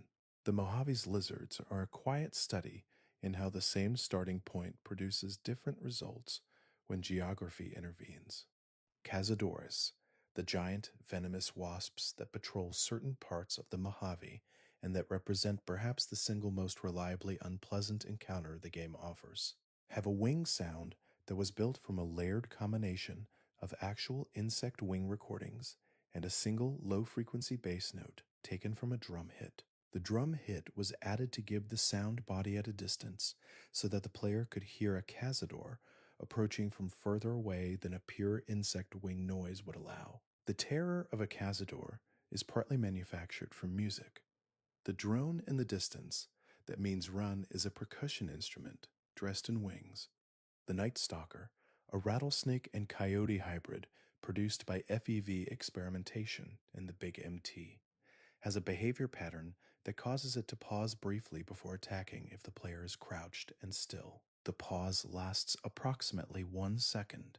It was designed to give sneaking characters a small window of advantage, but the behavior also reads as the creature being momentarily uncertain, a predator that is confident in almost every circumstance, pausing to reconsider just once. The Night Stalker's hesitation was given to it on purpose, but it makes the creature feel more alive than almost anything else about it. The death claws that make their home in the Quarry Junction area of the Mojave are technically a different behavioral variant from the death claws found elsewhere in the region. The Quarry Junction death claws have a larger aggro radius. They detect the player at a greater distance before triggering a hostile response. The difference was made because Quarry Junction is an unavoidable geographic feature that players traveling between Goodsprings and Novak will naturally pass, and the design intent was to make avoiding the quarry feel meaningful rather than accidental. The most dangerous creatures in the Mojave are dangerous precisely because they can see you coming before you realize you are visible. The weapons of the Mojave carry their own catalog of useless detail, small facts about their design, their history, and the way they behave that have nothing to do with combat effectiveness and everything to do with the texture of the world they inhabit. The varmint rifle is the weapon most players hold first after leaving Doc Mitchell's home. It is a pre-war bolt-action design, chambered for a caliber that was common enough before the war to still be findable in quantity 2 centuries later. The rifle's wooden stock has a grain pattern that shifts slightly between individual instances. The texture was given a subtle random offset to make each varmint rifle look like a slightly different piece of wood. Most players sell or discard their first rifle within the hour. The wood grain that distinguished it from every other varmint rifle in the Mojave is gone before anyone thought to look at it. The Ranger Sequoia, the large revolver carried by veteran NCR Rangers, has an engraving along its barrel that is illegible at normal gameplay distances. The text requires the free look camera and maximum zoom to read. The engraving reads the same phrase on every Ranger Sequoia in the game, suggesting that every revolver of this type was either factory engraved or individually marked by the armorer who issued them. The phrase is a serial number format, rather than anything poetic. The NCR's ceremonial sidearm is engraved with paperwork. The Love and Hate Knuckle Dusters, a unique weapon found in a specific location and inscribed with those 2 words on opposing faces, have an item description that references a relationship between 2 people who are never named and never mentioned anywhere else in the game. The weapons existed before someone brought them to the Mojave. Their story belongs to a history that the wasteland did not record. What remains is the argument compressed into metal, carried to a desert, and left for a stranger. That gun pistol, a weapon that is a clear reference to a specific firearm that appears on the cover of a well-known science fiction film, has ammunition that is technically different from the standard pistol rounds found throughout the Mojave. The rounds are rarer and slightly more expensive, an additional design cost that no player asked for, but that makes the weapon feel like something that belongs to a specific era of fiction rather than to the practical economy of the wasteland. That gun is a movie prop that was also somehow a real gun in a fictional universe, and the ammunition it requires reflects the peculiar expense of that arrangement. The hunting rifle and its many modified variants have a trigger pull animation that includes a very small recoil moment before the bullet would physically leave the barrel. The animation was a compromise between realism and visual readability. A truly accurate trigger pull would be imperceptible, but the result is a rifle that appears to fire on a slight delay. Experienced players feel the pause without knowing what produces it. The hunting rifle of the Mojave has always been one beat behind itself.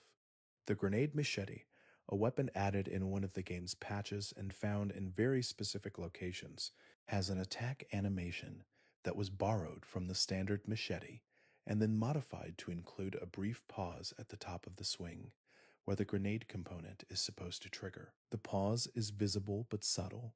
What looks like a moment of hesitation in the attack cycle is actually the animation system acknowledging the physics of attaching an explosive to a blade, which is an engineering problem that the weapon's inventor apparently solved through optimism rather than calculation. Radio in the Mojave is a technology that survived the Great War mostly by being simple enough to maintain. A transmitter, a power source, a voice.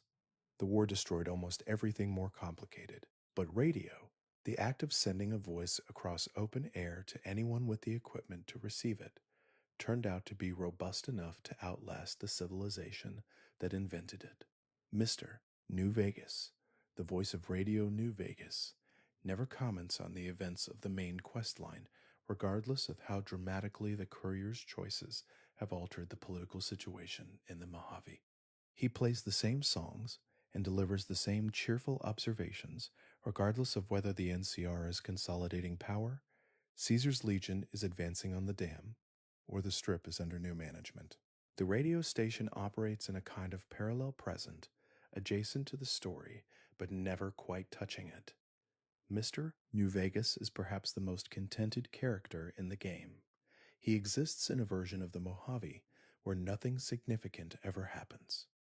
The songs licensed for Radio New Vegas were selected to represent a specific era of American popular music, the post-war optimism of the 1940s and 1950s, a period of cultural confidence that the Fallout universe treats as a kind of permanent baseline for pre-war aesthetic. Every song on the station is from an America that believed the future was going to be wonderful. The songs play over a desert where the future arrived and was not. Between songs on Radio New Vegas, there are short instrumental pieces that were composed specifically for the game and that function as station identifiers, the sonic equivalent of a radio logo. These pieces are short enough to feel like transitions rather than content, but they were written and recorded with the same care as the full compositions. Most players hear them as silence breaking. They are actually the station announcing itself in the only language a radio station has. The signal strength of Radio New Vegas changes across the Mojave in ways that are technically accurate to radio propagation. The signal is stronger in open terrain and weaker in valleys near large metal structures, or in underground locations. This meant the audio team had to build a propagation model into the radio system rather than simply playing the station at constant volume. The result is that the radio feels like a real broadcast source that the courier is physically moving toward or away from, rather than a playlist following the player through the world.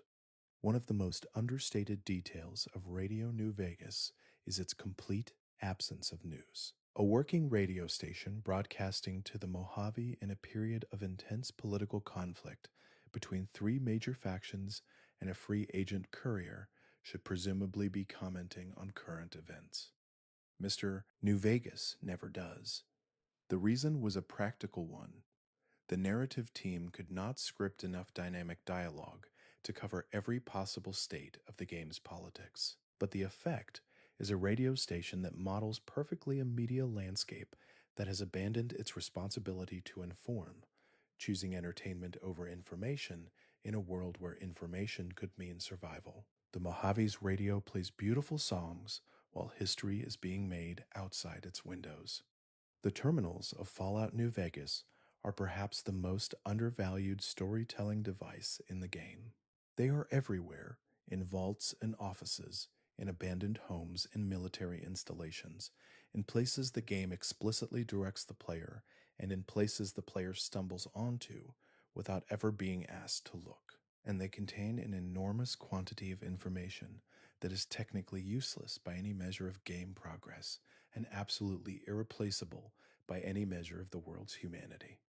A terminal in a pre-war office building north of New Vegas contains the scheduling calendar of a mid-level bureaucrat who worked there before the bombs fell. The calendar shows meetings, deadlines, and 2 vacation days flagged at the end of the month. The vacation was in a week's time when the war happened. The calendar was never updated to reflect the cancellation. The meeting on the last day before the bombs shows a 2-hour block labeled Annual Performance Review, with a note that reads, Prepared Remarks Attached. And the attached file is a 3-paragraph self-assessment written by someone who expected to keep their job, to go on vacation, and to return to a desk that would still be waiting. A terminal inside a collapsed NCR way station, accessible only through a gap in the rubble that the player must crouch to enter, contains a single log entry from an NCR supply officer who is cataloging a discrepancy in the ammunition count. The entry is methodical and bureaucratic for its first 2 paragraphs and then shifts in the 3rd paragraph into a brief personal note about how the officer's daughter had just learned to walk. The entry ends there. The ammunition discrepancy was never resolved. The daughter presumably learned to do other things as well, somewhere far from the Mojave, in a world that the game never visits. The terminals in the Recon headquarters building, outside the basement levels that the main quest visits, contain a company history that was apparently written by the marketing department and revised multiple times across a period of decades. The revisions are visible in the text. Certain paragraphs have been overwritten rather than deleted, leaving behind traces of the previous version. An early version of the company's founding story credited 2 co-founders. A later revision mentions only 1. The name that was removed does not appear in any other document. Someone in the pre-war REPCONE department was erased from history, 1 revision at a time. A terminal in the followers' medical bay at the old Mormon fort contains patient intake records that go back to the founding of their operations in Freeside. The early records are sparse: name, age, presenting complaint, treatment. But over the years, the records grow more detailed as the followers developed more elaborate intake procedures. The last entries before the game's events are long, careful documents that include social history, living situation, family contact information where available. The evolution of those intake forms is the story of an organization becoming more compassionate as it became more experienced, a process visible only in a terminal that no quest ever directs the player to read. A terminal in an abandoned schoolhouse southeast of Good Springs contains lesson plans for a class that was scheduled to begin in September of the year the bombs fell. The plans are ambitious: literature, history, basic sciences, physical education. The teacher had clearly put considerable effort into the curriculum. The plans include notes in the margins, adjustments made during the summer before the school year was to begin, small optimizations that suggest someone thinking carefully about the best way to teach children things that would help them understand the world. The school year never began. The notes in the margins are the last version of a plan that met its deadline without knowing it would. Benny, the man who shot the courier and left them in a shallow grave, is one of the most visually distinctive characters in the game. His black and white checkered suit is a design statement that sits perfectly in the Fallout aesthetic. Retro-futurist, slightly too theatrical, suggesting a man who understood that in a world as dramatic as the Strip, appearance was itself a form of power. The suit has a specific item entry in the game's data that marks it as unremovable by conventional looting. If Benny dies, the suit cannot simply be taken from his body in the normal way. It requires a specific interaction to obtain, one that the game flags separately from standard looting. This means the suit was designed to be a notable item, something worth building a small retrieval mechanic around, rather than simply leaving on a corpse. The checkered suit of the Mojave's most prominent schemer is treated as an object of consequence even in the mechanics of its acquisition. Benny's voice performance is one of the more layered in the game. The character was given a speech pattern that mimics 1950s American crime film dialogue, clipped, theatrical, confident in ways that suggest the speaker has rehearsed. But beneath the performance, there are moments in certain dialogue branches where the cadence changes slightly, where Benny sounds less like a character playing a character and more like someone improvising. Those moments were apparently not scripted to sound different. They emerged from the actor finding something genuine in a conversation that the character was supposed to be controlling. Whether or not the moments read as authentic depends on how closely the player is paying attention. The Tops Casino that Benny controls was, according to the game's background lore, originally operated by a different organization before the chairman took it over. The transition of ownership is not described in any document the player can find. The chairmen simply occupy the building as if they always have. The previous history of the Tops exists as an implication rather than an account, the kind of thing that would matter to someone who was there and that no one who is currently there has any reason to discuss. Benny's relationship with Yes Man, the cheerful, reprogrammed Securitron, who becomes one of the game's major companion NPCs in certain quest lines, is the origin point for one of New Vegas's most unusual narrative threads. Benny had Yes Man reprogrammed to serve his specific plan for taking over New Vegas. But the reprogramming was done imperfectly, leaving Yes Man with an inability to refuse any request from any player character. Benny created the instrument of his own undoing by doing the work poorly. Yes Man's helpfulness, the trait that makes him so useful to the courier, is the direct result of a tyrant not checking his programmer's work. The Great War happened before the game begins, before any character in the game was born, before the landscape the player walks through was the landscape it currently is.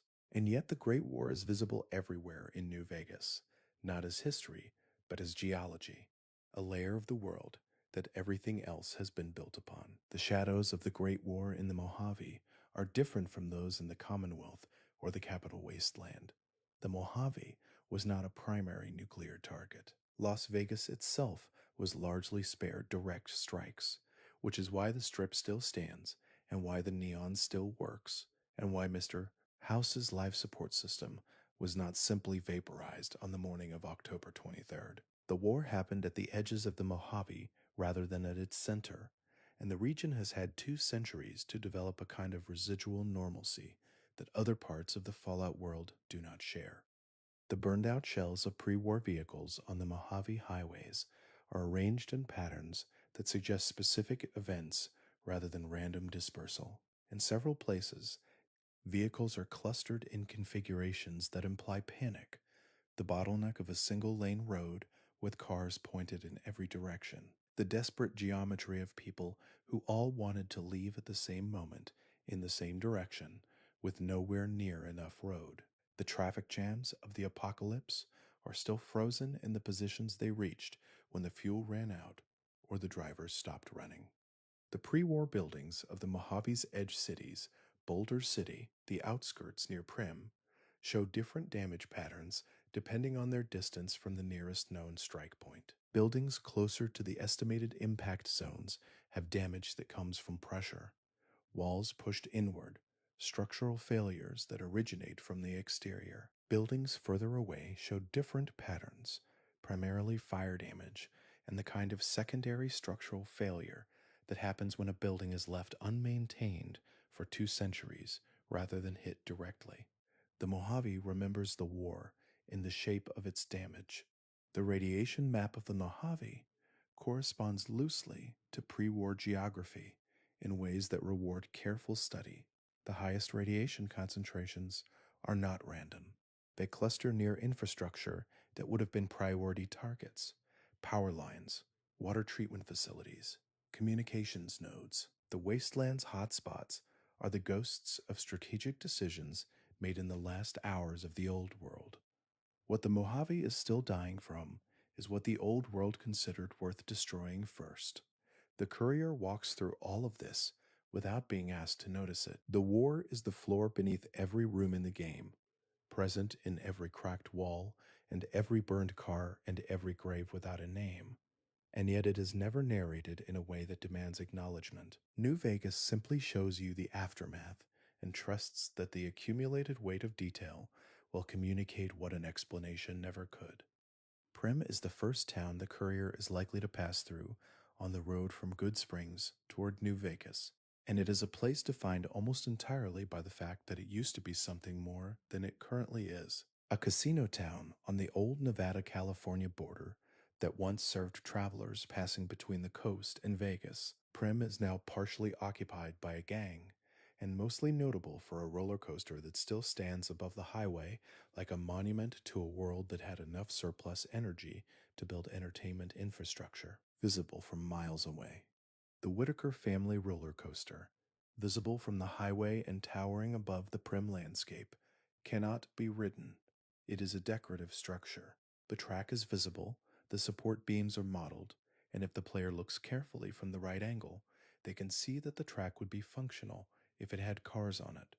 The cars are not there. The roller coaster of the apocalypse is waiting for its passengers in a parking lot that was cleared out 200 years ago and never restocked.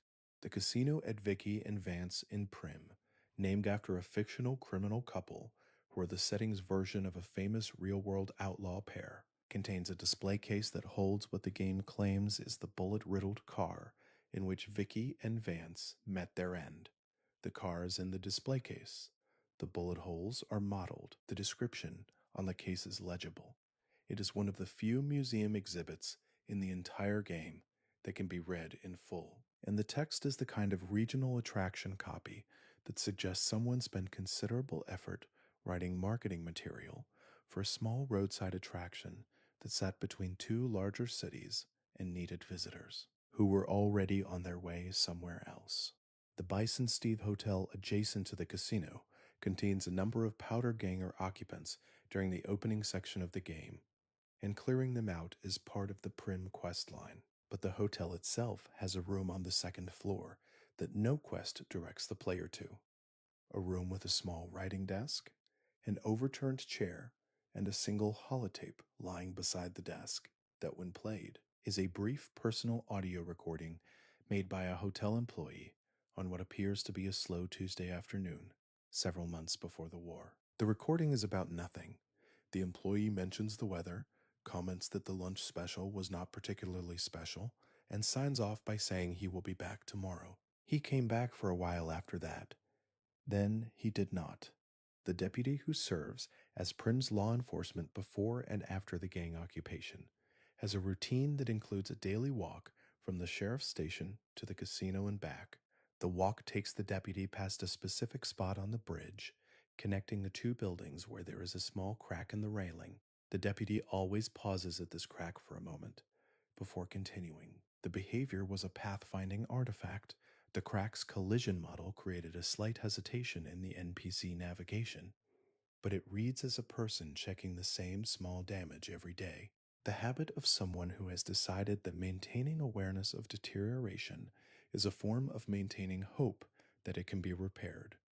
The NCR Correctional Facility, the prison that serves as the base of the Powder Gangers, is a pre-war correctional institution that was pressed into service as an NCR holding facility before the prisoners overpowered the guards and took it for themselves. The building is now in the hands of people who were initially confined to it, which is either a story about the self-defeating nature of incarceration or simply a story about what happens when institutional infrastructure outlives institutional authority.